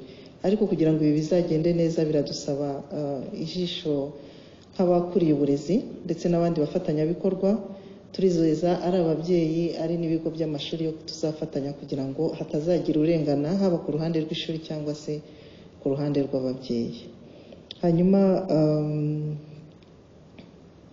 hari ikindi mwabajije kijyanye n'amashuri.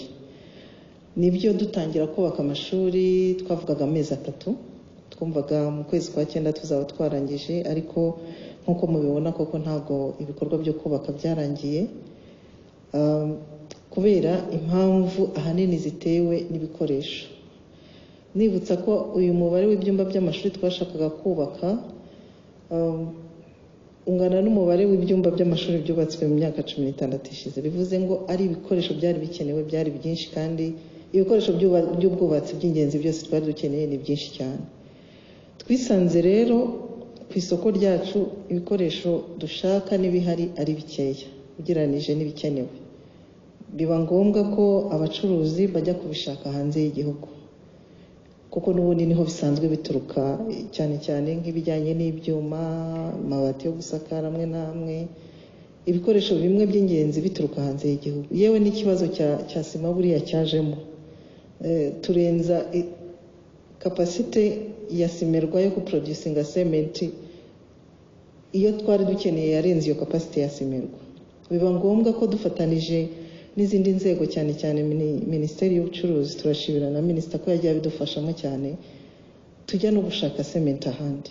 Bivuze ngo ibyo twari dukeneye byari birenze ubushobozi bw'ibiri mu gihugu, biba ngombwa ko bijya gushakwa hanze. Ariko nk'uko banabigaragaje, muzi imbogamizi zagiye zibamo kubera imodoka kuzana ibikoresho, hagomba kwipimisha, mu minsi yashize hagiye hagaragaramo n'abarwayi, ibi byose bikagenda bitinda. Ariko aho tugeze uyu munsi dufite icyizere ko nk'uko twabivuze dutangira, ko amashuri abanza n'ayisumbuye yatangira hagati mu kwezi kwa 11. Icyo gihe twizeye tudashidikanya ko tuzadufite ibyumba birenga 70% by'ibyo twateganije. Ibi rero ntibidutera impungenge kuko n'ubundi ntabwo abana bazajya biga tubatandukanije mu byiciro, kugira ngo twubahirize ya ntera. Ibyo byumba bibaye bihari tukongeraho n'ibyo twari dusanganye, dufite icyizere yuko ikibazo cyo kubahiriza intera kizashoboka.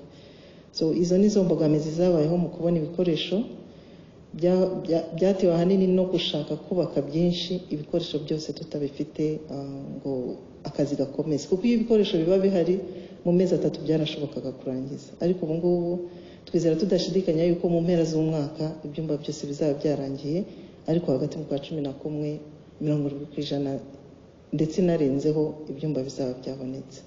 Murakoze. Murakoze nyakubahwa Minisita.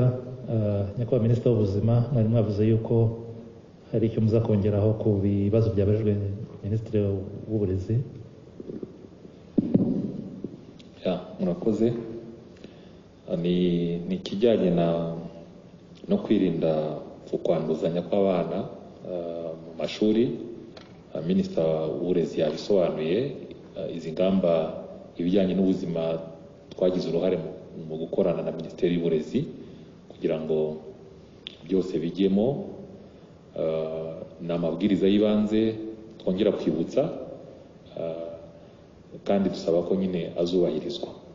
Ariko nk'uko byavuzwe, ntihazabura umwana umwe, 2 bangahe barwara mu ishuri cyangwa se mu kigo.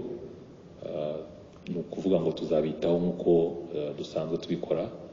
Niba nta bimenyetso, ni na byiza ko tubyibutsa ko mu barwayi hafi 564 kugeza ubu twabonye bafite munsi y'imyaka 20, nta mwana n'umwe cyangwa se abantu bari muri icyo cyiciro tugeze tugira mu bapfuye. Ni ukuvuga ko abantu batoya bafite munsi y'imyaka 20 ndetse wanahera no kuri 29 kumanura, iyi ndwara bayitwaramo neza, umubiri wabo uhangana nayo bikwiriye.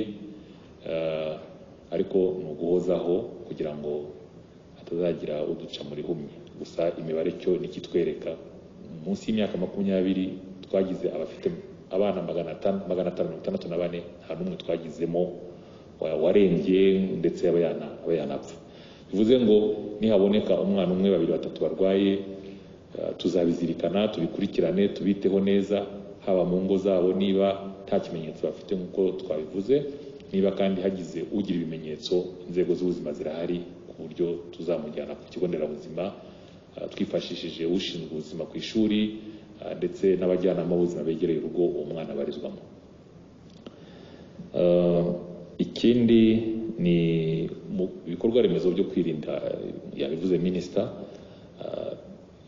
ni ugushyiramo ingufu, kuko dukeneye ko ku mashuri haboneka aho abantu bakarabira intoki. Ibyo bikorwa rero birasaba yuko ababyeyi babigiramo n'uruhare, bafatikanyije n'abayobozi b'ibigo by'amashuri, kuko nicyo kintu cy'ibanze. Turashaka ko yego COVID irahari, igihe kimwe izarangira, ariko hari ibintu tumaranye igihe kinini cyane cyane mu rubyiruko no mu bana ku mashuri, indwara zikwirakwizwa kubera umwanda, usangamo inzoka n'izindi.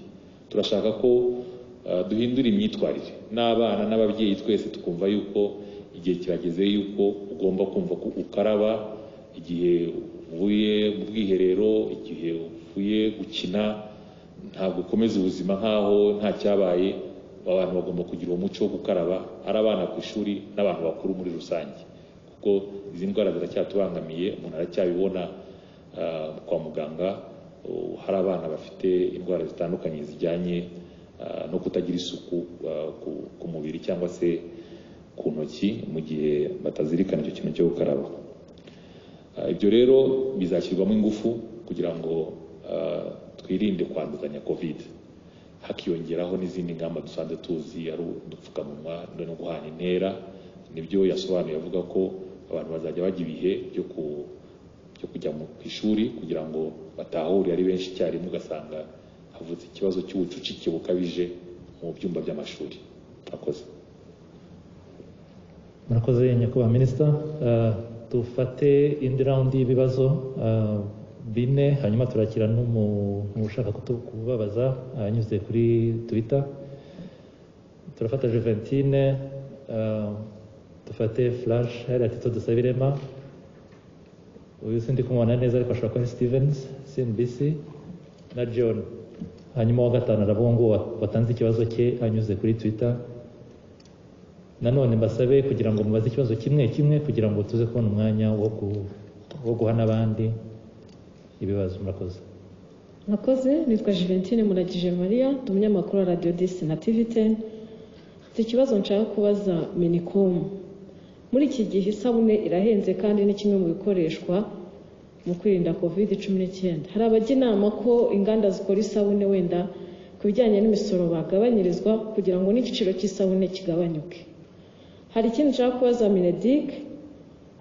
Hari ibigo bifite abanyeshuri n'ababyeyi bari barishyuye minerivare yose, ese bizagenda gute? Hanyuma noneho kaminuza zafunze, hari abanyeshuri bari barangije defense bashigaje graduation, ibigo birafungwa burundu. Harateganywa iki? Base bazajya mu bindi bigo bahite bakora graduation, bizagenda gute? Murakoze.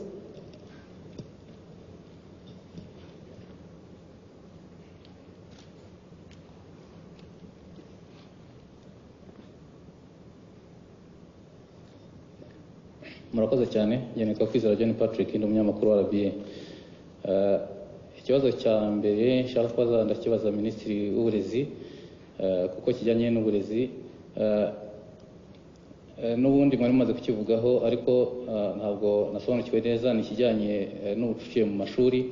Mbere ya COVID-19 hari amashuri menshi cyane cyane amashuri ya leta by'umwihariko abanza wasanga ariho ubucucike bukabije, aho wasangaga mu ishuri rimwe ryigamo abana bari hagati ya 60 na 80.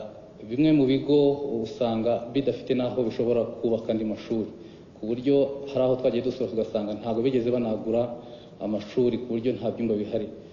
Tukibaza ngo kuzuza intera ikenewe hagati y'umunyeshuri n'undi muri iryo shuri, aho wasangaga umwana intebe imwe ishobora kwicaraho abana 4, ubu ngubu bizagenda biti?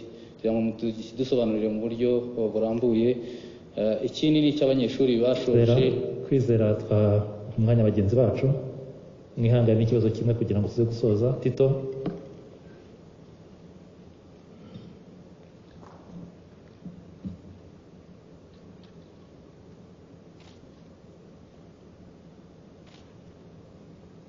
Murakoze. Nitwa Tito Dusabirema, ndabaza nyakubahwa Minisitiri w'Uburezi, bibaye na ngombwa nyakubahwa Minisitiri Amenoreka yabunganira.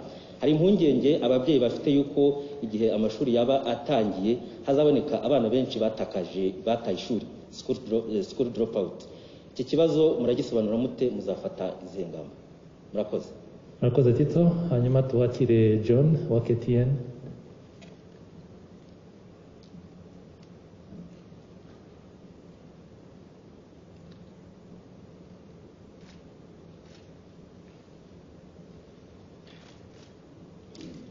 Thank you very much. My name is John. I work for KTN News. My question goes to Minister of Trade. As Rwanda is resuming some businesses, even the rest of the East African countries are also resuming some businesses. My question is about transport across the borders. Do you have any plan that also these people who are involved in the business of transporting people also can be resuming to their businesses? Thank you. Murakoze John. Hanyuma nk'uko nari nabivuze dufite ikibazo cy'umuntu wabajije anyuze kuri Twitter, yakibajije nyakubahwa Minisitiri w'Ubucuruzi. Yakibajije mu rurimi rw'Icyongereza, ndagira ngo ngisome hanyuma nacyo muze kugishyira ku rutonde rw'ibibazo muza gusubiza nyakubahwa Minisitiri. Yagize ati micro, small, medium enterprises suffered most and continue to because they operate brick and mortar and in cash, making it hard for them to access recovery funds. What decisive actions, what decisive support are Ministry and PSF taking to digitize businesses and their payments? Murakoze nyakubahwa Minisitiri, nyakubahwa Commissioner, iyi niyo round ya kabiri y'ibibazo twakiriye. Mwanya n'uwanyu.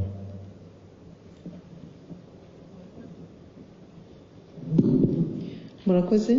Mpereye ku kibazo, ni ibibazo bibiri byabajijwe na Juventine wa Radio Dis na TV10. Icya mbere ni minervari ku babyeyi bari barishyuye umwaka wose. Byumvikane yuko batagomba kongera kwishyura kuko kiretse niyimuka umwana niyimuka akajya ku kindi kigo kubera ko atari cyo azaba yarishyuye, ariko ubundi birumvikana yuko umubyeyi atagomba kwishyura bwa kabiri. Niba yari yarishyuye ntabwo amashuri agomba kongera kubishyuza. Yabajije na kaminuza zafunzwe mu minsi ishize, avuga ko hari abari bararangije bategereje graduation.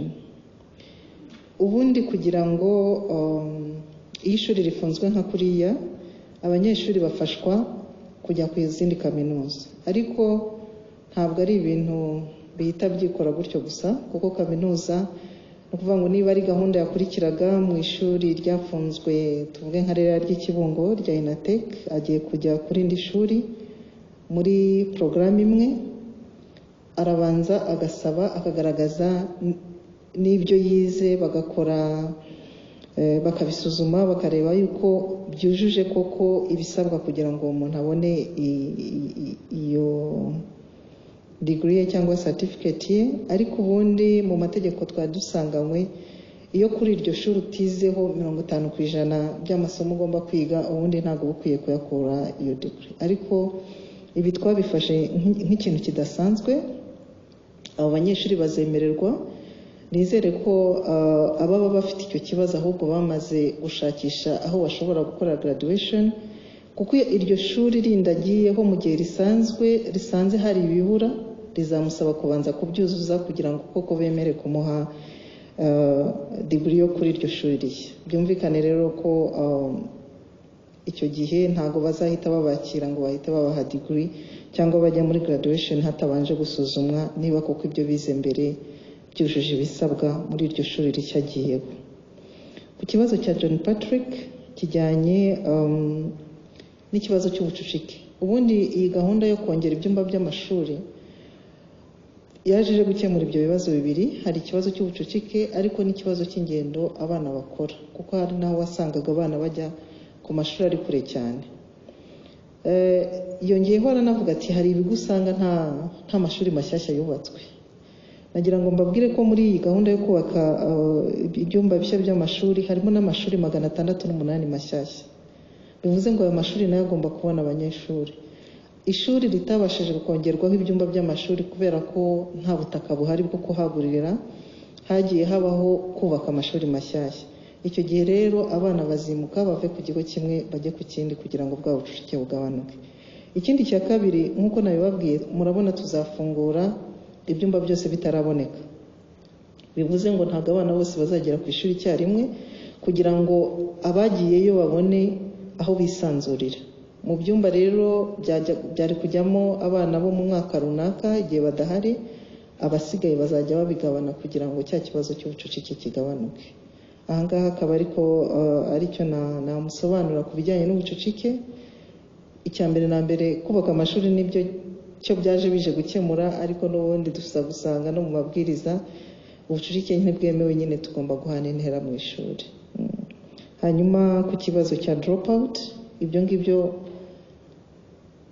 bishobora kutabura, ariko nta nubwo tubyifuza, cyane cyane ko tumaze amezi 6 buriya ni menshi umwana atari mu ishuri, birashoboka cyane ko drop out ishobora kwiyongera.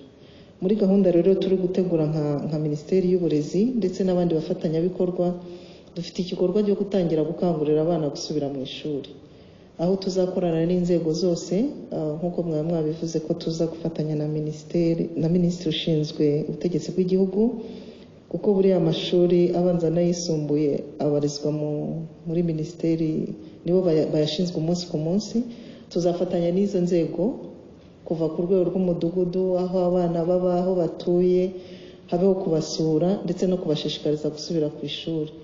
Ahubwo ahangaha hazamo n'ikibazo cyo kuvuga ko hari abashobora kunanirwa kujya ku ishuri kuko hari ibikoresho by'ingenzi badafite.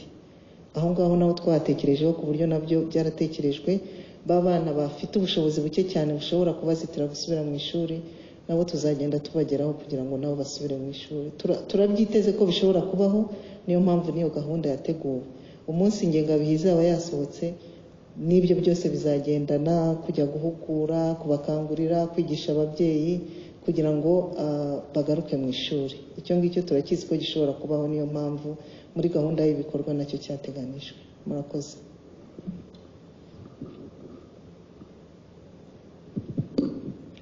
Murakoze. Ngira ngo reka mpere ku bwunganizi bwa icyambere cyari cyabajijwe na Karine Jabo kijyanye n'abakorerabushake, kugira ngo kitaza kutuvangira. Icyambere, mu bakorerabushake harimo ibibazo bibiri. Icyambere tugomba gutandukanya, abakorerabushake ni abakorerabushake, ntabwo ari abakozi bahembwa bisanzwe cyangwa bafite kontara runaka. Twagira ngo dutandukanye rero abakorerabushake babazwa cyangwa babaza ibyo bemerewe mu rwego rwo gukorera ubushake. Hakaba itsinda rya kabiri ry'abakorerabushake bashobora gukora ari abakorerabushake ariko bakumva ko hagati aho bahinduka nk'abahembwa umushahara cyangwa se bagenerwa ibitari mu masezerano. Igice cya mbere rero abasaba ibyo bemerewe nk'abakorerabushake ari nacyo kinini, nagira ngo mbabwire ko nacyo byo ni mu rwego rusanzwe rw'imikorere y'inzego. Mu turere twose barahabaye muri uru rwego rwo gufasha kurwanya COVID-19. Uturere twose uko ari 30 abo babayeho, n'ubu baracyahari. Uturere turacyabafite mu gihugu hose, barakabakaba 10,000. Buri karere karabafite. Nyambabwire ko abo ngabo abakorerabushake basaba ibyo bemererwa, ibyo bemerewe, ibyo baganiriyeho mu rwego rwo gukorerabushake ni agahimbazamusyi, umushahara. Kugeza mu ntangiriro z'iki cyumweru mu turere 26 icyo kibazo nta cyari gihari kuri 30. Hakaba rero naho handi nzi ko naho barimo kubikora, nizera ko tutazategereza kugeza mu cyumweru gitaha naho haba hasigaye ibyo bemererwa. Twemera rwose arashobora kuba bakererwaga, ariko ibyo nabyo byari byaragiye byahawe umurongo, byagiye mu buryo. Hari ikibazo cya kabiri rero cy'abakorerabushake bashobora kuba bashaka ibitari iby'abakorerabushake, cyangwa n'ibyo Minisitiri w'Ubuzima yavugaga. Icyo nacyo rero urumva ni ikindi kibazo. Nubwo iyo umuntu wateye agatoki hejuru biba bisaba ko umuntu aza kureba ngo reka turebe neza, ariko ubundi iyo niyo shusho twari dufite. Ibyo nabyo wenda abantu bakomeza bagakurikirana bakareba. Ntabwo twifuza ko hari umuntu warenganywa cyangwa abanyarwanda babiri bakora ibintu bimwe ngo ntibahabwe bimwe. Icyo twari dufite mu nzego z'ibanze ni abakorerabushake tuzi, dukurikirana icyumweru ku kindi, akarere ku kandi, bakatubwira aho bageze. N'agahimbazamusyi ko nubwo ari umukorerabushake akeneye kuza kunywa amazi, akeneye kuza kugira akantu afata, ni ibyo ariko ubu si umushahara. Ariko birashoboka ko hari ababejemo bumva ari ubukorerabushake, ariko bakavuga bati buriya wenda buriya harimo akantu, reka dutangire dutyo, wenda buriya hari ikintu twazagobotozamo. Si bose, bishobora kuba ari abantu bake cyane nk'uko namwe mwabivuze. Ibyo nabyo turabikurikirana. Ikiri cyo ntabwo tuzahindura abakorerabushake abakozi ba leta mu isegonda, ariko nanone niba hari aho bigaragara ko hari ibyo bagenerwaga mu rwego rw'ubukorerabushake, ibyo bagomba kubiharwa kandi nta kubishidikanyaho ko ari uko bizakorwa. Hashobora rero kuba harabaye ikibazo nk'aho byatangiye n'ibisobanuro bitatanzwe neza ngo byumvikane, ariko muri rusange ubu ngubu ntawe utabizi, ntawe utazi icyo umukorerabushake agenerwa, ntawe utazi gukorerabushake ari ugukorera ubushake.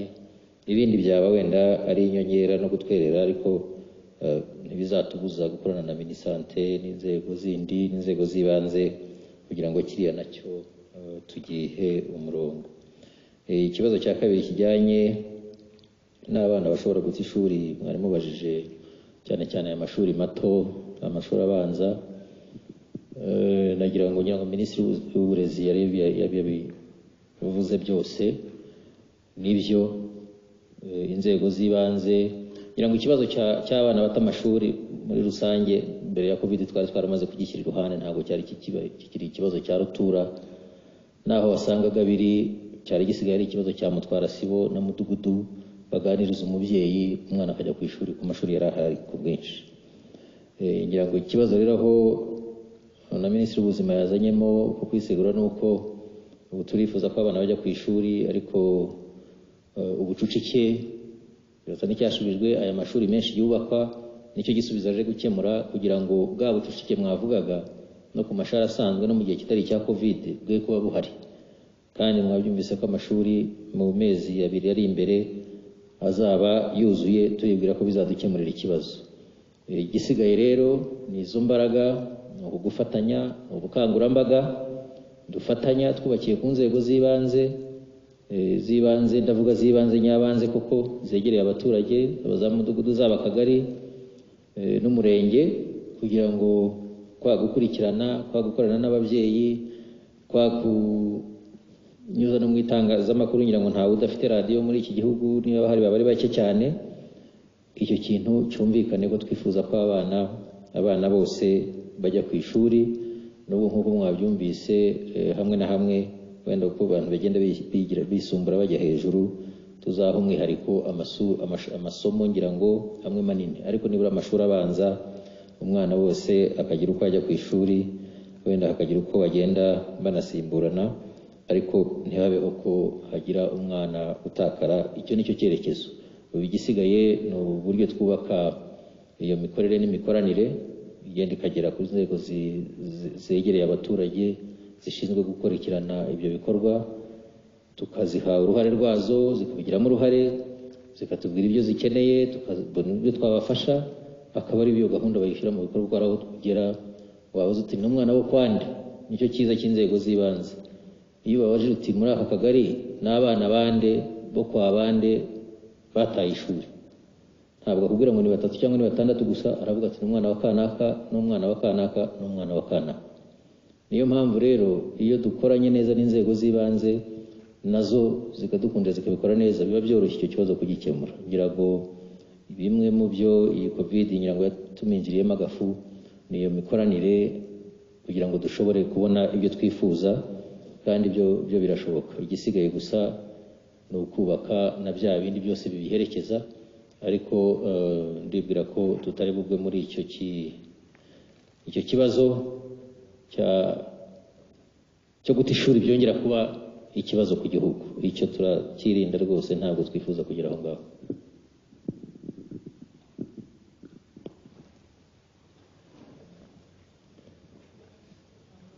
Murakoze. Nagira ngo mpere ku kibazo cyabajijwe na Kiviten kuri ikibazo cy'ibiciro by'amasabune byiyongereye. Aha nagira ngo ngaragaze ko ikibazo cy'ibiciro byiyongereye cyane cyane ku bintu bikorerwa mu nganda.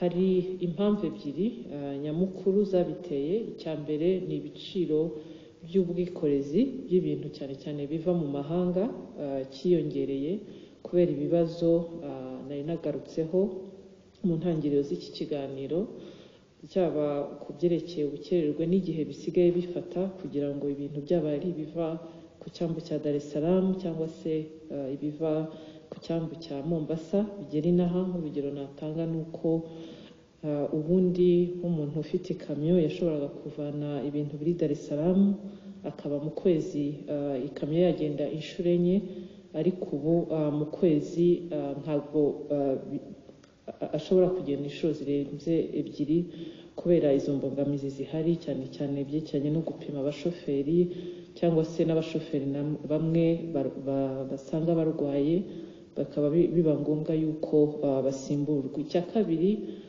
ni uko n'ibikoresho by'ibanze, raw materials dukenera mu nganda zacu, hari byinshi bikiva hanze nabyo bigera hano bikererewe cyangwa se byariyongereye kubera iki cyorezo cya COVID-19. Icyo twafashe nk'ingamba ni uko hari sectors twabonye yuko zikwiye gushyirwamo imbaraga no gufashwa na leta. Aho hakaba harimo na sekta y'abanyenganda bakora ibikoresho by'isuku n'isabune birimo. Ubu hakaba hari itsinda ririmo kureba kuri izo nganda n'icyafashwa. Tukaba twizera ko mu mpera z'uku kwezi cyangwa se ugutaha kwa 11 ibikenewe byose muri izo nganda tuzaba twashoboye kubabonera, byaba ari byo kubasonera imisoro, nubwo dusanzwe dusonera imisoro ku byinjizwa byaba raw materials cyangwa se n'amamashini bakeneye, ariko tukareba ukundi twabafasha. Hari kandi nuko n'itegeko rigenga ubushoramari investment code ryasubiwemo, twasabye yuko n'inganda zikora iby'isuku ndetse n'izikora iby'imiti hari izindi incentives twaziha kugira ngo cost of production cyangwa igiciro cy'ibyo bakora kijye hasi, hanyuma tubone ku bwinshi kandi ku giciro giciriritse ibikoreshwa cyane cyane ari iby'isuku n'amasabune arimo. Ahangaha rero tukaba twaragiye twegera inganda zitandukanye kugira ngo batugaragarize neza imbogamizi bahura nazo kugira ngo batongera ibiciro. Ikindi nashaka kugaragaza ni uko isabune ni imwe mu bikoresho by'isuku tutarageraho kwihaza. Inganda dufite mu gihugu byerekana cyane mu mibare ko tukivana isabune hanze zikoresha mu Rwanda. Akaba rero nacyo ari ikintu tugomba kureba uko twakongera ubushobozi, byaba ari ukuzana abashoramari bashinga izindi nganda cyangwa se no gufasha abazifite kongera ubushobozi. Ariko ni ibintu bihenze kandi bitwara igihe, ariko nagira ngo mbizeze ko tubikora. There was a question on transport of passengers across borders from John on where and when can we expect that they resume operations or how they can be supported. On that, I would say that there are two things. The first one is that resuming those operations is not only conditional to us opening borders, but it would mean that our neighbors open the borders at the same time. But what we have seen in other parts of the world, if you look at the European Union or the UK, is that there's been reopening of borders for passengers and individuals. But when we see how the cases are increasing, with also cases of partial lockdown in those countries, with a risk of having lockdowns, even for these developed economies, I think it's something that we have to be very careful about and make sure that we're not jeopardizing all the measures we had taken to ensure that we minimize the spread of COVID-19 in our country. But we have not yet started accessing or putting to the COVID-19 steering committee any proposal to reopen borders, because we really want to make sure that we can contain the COVID-19 with the measures that are in place for the time being. In responding to the last question, I think it was the last question from Twitter, on how micro, small and medium enterprises are being supported, especially in digitalization. First of all, I think I wanted to again clarify that micro and small businesses also have access to the Economic Recovery Fund. which I think at the beginning some of these micro and small businesses thought they were not eligible. However, what we have seen is that most of our micro and small businesses are still either in the informal sector or have not built a capacity enough to be able to, let's say, keep records of their financials. They have to have also no tax areas. It's one of the conditions to access the recovery fund. As far as the digitalization is concerned, it's true that be it e-commerce or digital economy, this pandemic has showed us that it's the way of the future. We had already started prior to COVID into investing, working with the Ministry of ICT and Innovation, GIZ and International Trade Center into an e-commerce trading center geared towards mostly made in Rwanda businesses. 150 SMEs are planned to join that center, which unfortunately the launch was supposed to be in June this year, and they had to be pushed back because of COVID. We couldn't continue, but we're hoping that trading center, although it's only a fraction of our SMEs, will help digitalization of some of most activities. The second point on digital payment, as you know it, this is one of actually also the measures put in place where we encourage and require all businesses to accept mobile payments and use all digital payment devices. Of course, the onboarding, or be it of merchant or businesses, to adopt digital payment systems has been challenging, although we saw that especially during this COVID, there was an increase of more than 5 times of people using mobile money and digital payment systems. But it's an exercise that is growing. BNR, Mini ICT Telecom companies are vital partners to ensure that we can move towards the cashless economy. And when we look also at the number of micro and small enterprises we have in the country, pre-COVID, we had registered micro and small businesses of around 183,000 companies. These are the ones that are registered and in the formal sector. So it's, I would say, a huge task to ensure that we can provide or onboard, be it on mobile money, or also having online banking into those MSMEs, especially that there's also a mindset of people who still want to stick to using cash. But we've really started an exercise of making sure that as many businesses as possible can use digital payments. Thank you. murakoze cyane banyakubahwa Minisitiri, nyakubahwa Commissioner. Ibibazo nibyo twakiriye, nimutwemerera turafata ibindi, ariko niba umwanya wihuse nabwo kandi twasoza.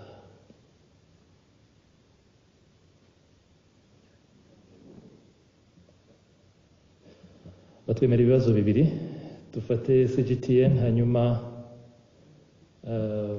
hari inyuma ndahabona Richard Kwizera, hanyuma dusoza. Murakoze.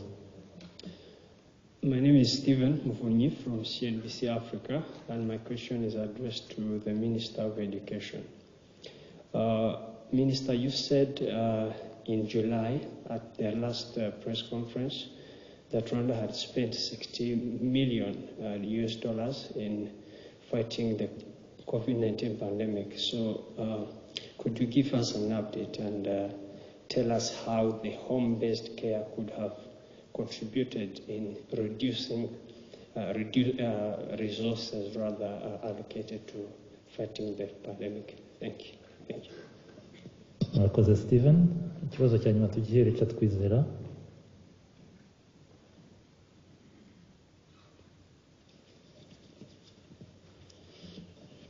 Murakoze, nitwa Richard Kwizera, nkorera Kigali Today. Ikibazo cyanjye ndakibaza Minister of Commerce. Igihe Minisiteri y'Ubuzima yadusabaga kwambara udupfukamunwa, hari inganda nyinshi zasabwe gukora udupfukamunwa kugira ngo hatabaho ikibazo cya demand ikaruta supply. Izo nganda kugeza ubu ngubu zimwe zirataka igihombo, udupfukamunwa twaheze mu mastock. Ese ni izihe gahunda mufitiye utwo dupfukamunwa cyangwa se gufasha izo nganda kugira ngo zibone isoko? Hari na campaign imaze iminsi yo gutanga udupfukamunwa ku miryango itishoboye hirya no hino mu gihugu. Ese nka leta y'u Rwanda ni uruhe ruhare murimo kuyigiramo, kuko byagaragaye ko ari abantu bikorera ku giti cyabo bayigizemo uruhare? Ikibazo cya nyuma ndakibaza Afande Kabera. Twagarutse ku bintu by'amashuri agiye gutangira. Ese Afande, amashuri yigisha gutwara imodoka byo gahunda imeze ite? Murakoze. Murakoze Richard.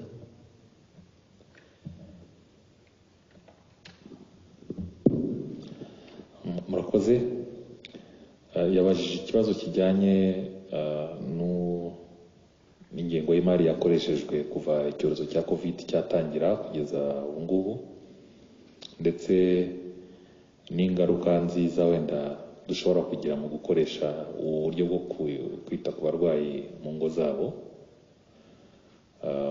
Nibyo icyorezo gitangira hakozwe igenamigambi y'ibikenewe byose kugira ngo tubashe kugikumira ndetse no kugihashya. Hari hakubiyemo ibintu bitandukanye birimo kongera ubushobozi bwo gusuzuma iyi ndwara nibwo yari ikiza mu gihugu. Tugomba kubaka ubwo bushobozi duhereye ku byari bihari, harimo kugura nyine ibikoresho bya laboratoire ndetse n'ibikoreshwa muri izo equipments. Harimo kugena ahantu tuzajya dushyira abantu baketseho buriya burwayi ndetse n'abo bwagaragayeho kugira ngo tubavure. Murabyibuka ko twari dufite ibyo twitaga za quarantine sites na treatment center cyangwa se ibigo dushyira mu muhezo abantu twaketseho ko bahuye n'abanduye, ndetse abanduye nabo tukabashyira aho tubavurira. Tukibubaka ubushobozi, hari igihe twakoresheje za hoteli, dukoresha ibigo by'amashuri. Ibi byose bifite ikiguzi cyagomba guteganywa. Hari abakozi bo kwa muganga bagombaga kwita kuri abo bantu, amafunguro yabo n'ibindi, ariko cyane cyane harimo no kugura ibikoresho byo kwirinda kwandura. Hari udupfukamunwa, ibyo bambara coveralls, cyangwa se ni ibikoresho byinshi mwagiye mubibona. Umuntu yambara agapfukamunwa, akambara ingofero, akambara cyane cyane yagiye kuvura umuntu ugaragaraho uriya burwayi. Ibyo byose byagomba kugurwa ku mubare uhagije. Nicyo kiguzi rero cyari cyabazwe kigeze muri miliyoni 73 z'amadolari ku mezi 6. Kugeza ubu yose siko yabonetse, ariko buhoro buhoro leta gishyira amafaranga birumvikana, ariko n'abafatanyabikorwa, ku buryo ubu twongeye gukora ikindi kigereranyo cy'amafaranga yakoreshwa kugeza mu kwezi kwa 12 kigeze kuri miliyoni 11 y'amadolari. Twitegura ko urukingo ruzaba ruri kuza, uwo muzigo ukagabanuka. Birumvikana ko ingamba yo gutangira kwita ku bantu mu ngo zabo, hari amafaranga tutazongera gusohora. Wafataga umuntu waketseho ko nako wagaragayeho uburwayi, ukamwitaho kuri ibintu byose, ukamucumbikira, ukamugaburira 3 ku munsi, ukamushakira abaganga bamusuzuma bamusura buri 3 ku munsi. Aho wose niko twabatangagaho amafaranga, ku buryo wenda uvuze uti ayo kumucumbikira no kumugaburira ayo niyo agiye kuvaho, kuko ntabwo tukibikora nyine nk'uko twabikoraga mbere. Umuntu bitewe n'aho twabaga twamucumbikiye, hari igihe twabikoraga muri za hoteli, hari igihe twabikoreraga nazo zifite ubushobozi butandukanye n'ibiciro bitandukanye. Ikigaragara ni uko ku minsi nka 21 nibura niyo twamaranaga umuntu wakize vuba twamutangagaho amafaranga menshi, ko ku munsi ubaza amafunguro ukamubaraho ay'icyumba giciriritse biri hafi y'ibihumbi 20-40 ku munsi. Kuba rero iminsi 21 wumve amafaranga tugiye tutazatanga, kuko uwo muntu ari mu rugo iwe, ari mube, bamwitaho bakamuha amafunguro bakamucumbikira, mbese akaguma mu rugo iwe. Icyo ni inyungu ikomeye tugiye kugira, tutanirengagije izindi nk'aho twakodeshaga ahantu twabashyiraga. Ayo mafaranga yose ntabwo tugiye kuyatanga, amazi n'amashanyarazi n'ibindi. Harimo inyungu ikomeye. Tuzasigarana gusa nibura muri buri ntara ikigo cyo kwita ku bantu bafite ibimenyetso bikaze. Tukazagisanga mu bitaro bya Karongi, Kibuye, Kibungo. Hano i Kigali turagumana amasente twari dusanganywe. Majyaruguru turafata Kinihira, Majyepfo ni ibitaro bya Kabgayi. Aho hose niho tuzaba dufite ibigo byo kwita ku bantu bafite b'indembe bakeneye kwitabwaho by'umwihariko. Abandi bose badafite ibimenyetso cyangwa bafite ibimenyetso byoroheje nk'uko twabivuze ni mu rugo.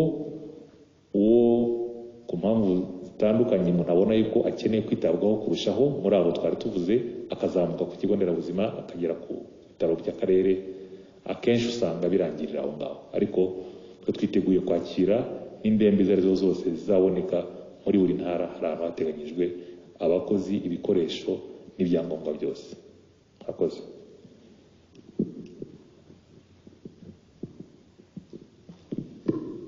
Murakoze. Najya musubize ku kibazo cyabajijwe na Kwizera Kigali Today, avuga ku kibazo cy'inganda zakoze udupfukamunwa,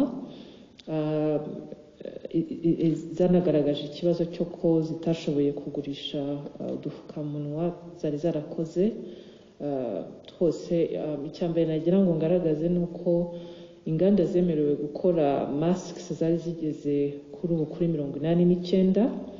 Muri izo izatugaragarije icyo kibazo cyo kuzuko zitashoboye kugurisha mask ni inganda 32 ziri muri joint venture twa Mask Investment Limited.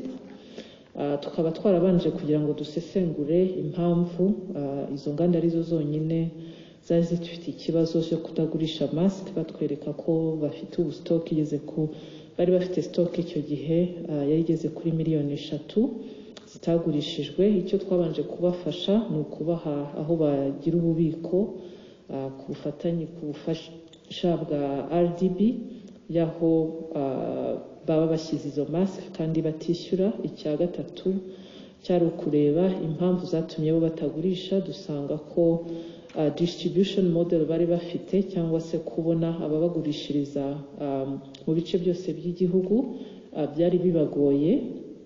Ku bufatanye na Minaloc ndetse n'uturere hamwe na RDB tubafasha kuba twababonera abagurisha mask hose mu gihugu mu mirenge yose, no kugira ngo n'uturere tubamenyeshe abo bantu bashobora aho bakura mask mu turere twose tw'igihugu.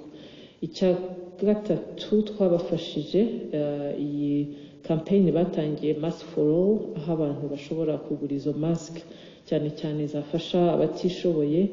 Nuko ubufatanye na RDB, Minicom ndetse na Minaloc ari ukubafasha gukangurira abikorera kugira ngo twese hamwe, haba abikorera haba ari abantu ku giti cyabo, bitabire iyo campaign.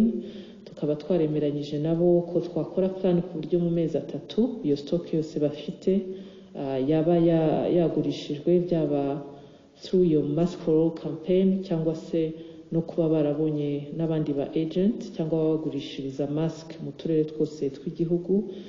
Ikindi nuko bari barasabye ko leta yaba ariyo yagura izo mask, ariko tugasanga ubushobozi dufite kuko urebye byagombaga ko leta yashyiramo 1 miliyari na 500,000. Tugasanga rero muri icyo gihe one byaba ari nko kuvuga yuko leta yajya yiyemeza ko mu gihe hari abacuruzi bakoze ibintu bidashobora kugurishwa twumvaga ko atari ikintu twatangaho message neza ahubwo tugashaka ibisubizo nk'abantu babikorera natwe tukabafasha uko dushoboye kugira ngo izo masike zishobore kugurisha twanarebye n'ikibazo uko giteye mu mizi cyane cyane no kubafasha muri iyo distribution na marketing twaba twizera rero ko mu mezi 3 icyo kibazo kizaba cyabonewe igisubizo. Murakoze cyane. Murakoze. Ku kijyanye n'amashuri yigisha umwuga wo gutwara ibinyabiziga nibyo koko polisi yatangiye gutekereza uburyo serivisi zose zijyanye n'ayo mashuri atanga, haba kwigisha, haba bizemo gukora ibizami gukora impushya zo gutwara ibinyabiziga byakorwa. Ubuyobozi bwa polisi bwashyizeho n'itsinda rigomba gukorana n'abanyamashuri kugira ngo rero uburyo mu by'ukuri bazasubukura imirimo yabo. Ariko hari ibintu bibiri by'ingenzi. Icya mbere ni ikireba ba nyir'ubwite nyine bafite mu mashuri. Ubu bakwiye kuba batekereza muri gahunda ngari zijyanye no kwirinda covid uburyo bazakora.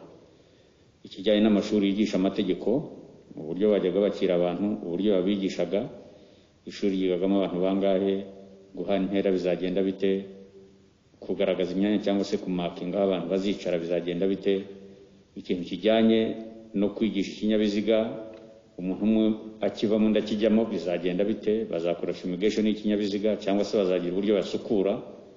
Ibyo bagomba kubitekereza nk'uko polisi nayo irimo gutekereza uburyo kuri santere zose 18 isanzwe ifite zo gutanga ibizami bikoresheje murandasi kuri mudasobwa, uburyo abantu bazajya binjira, bazicara bate, bazakara bate, bazagira isuku bate. Birumvikana rero ko bafite uruhare runini cyane mu rwego rwo kurinda ababagana cyangwa se abakiriya babo. Bityo rero ndumva tuzakorana ku buryo nabo bazasubukura imirimo yabo, ariko hashyizwe imbere kwirinda kino cyorezo n'ingaruka zacyo. Murakoze. Murakoze banyakubahwa Ministre, nyakubahwa Commissioner. Uyu ni umwanya rero tugira ngo tugane ku musozo w'iki kiganiro, tunasaba nyakubahwa Ministre w'ubuzima kugira ngo adusoreze iki kiganiro. Umwanya ni uwawe. Murakoze. Mu gusoza ni ijambo ryo gushima, ndagira ngo nshimire inzego zitandukanye zagize cyangwa zigikomeza kugira uruhare rukomeye mu kurwanya COVID-19, uhereye ku mudugudu, Nyumba Kumi n'abandi bayobozi b'ibanze, abajyanama b'ubuzima bari kudufasha cyane muri no minsi yo gukurikirana abantu bafite COVID mu midugudu, command post ku mirenge cyane cyane no ku turere, ku rwego rw'akarere zagize uruhare rukomeye mu guhuriza hamwe ibikorwa bitandukanye bijyanye no kwita ku barwayi no gukurikirana icyorezo muri rusange. Barakoze cyane.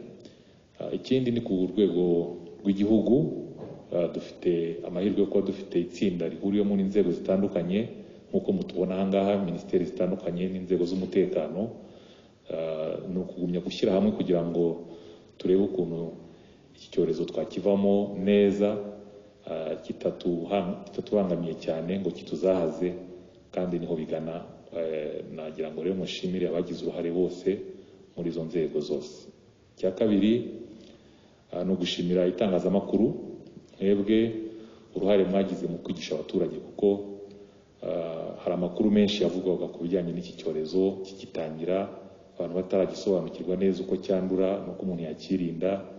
Abo bari baraciriwe ko ari bo kije guhitana, abandi nta kibazo bafite. Mwagiye mwigisha, mwagize uruhare rukomeye cyane mu kwigisha abaturage mu buryo bwa kinyamwuga. Namwe turabashimira uruhare rwanyu, umusanzu wanyu mwatanze kugira ngo tube turi ahangaha, iki cyorezo twarahanganye nacyo kandi neza. Nyuma ndashimira abaturage muri rusange, kuko nibo bagenerwabikorwa kandi bafatanyabikorwa, nibo bagiye bagaragaza kwiyongera kw'imyumvire no gushyira mu bikorwa ingamba zagiye zitangazwa zo kwirinda COVID-19. Dukomereza aho kugeza igihe urukingo rubonekera, hanyuma ubuzima bw'igihugu busubire nk'uko bwari busanzwe mbere y'uko COVID idutera. kandi twizeye ko mu minsi iri imbere iki kibazo tuzaba tukivuga nk'amateka. Murakoze. Murakoze nyakubahwa minisitiri, nyakubahwa minisitiri, nyakubahwa komishona, mwakoze kandi namwe mwese abanyamakuru kwitabira iki kiganiro, mugire igicamunsi cyiza.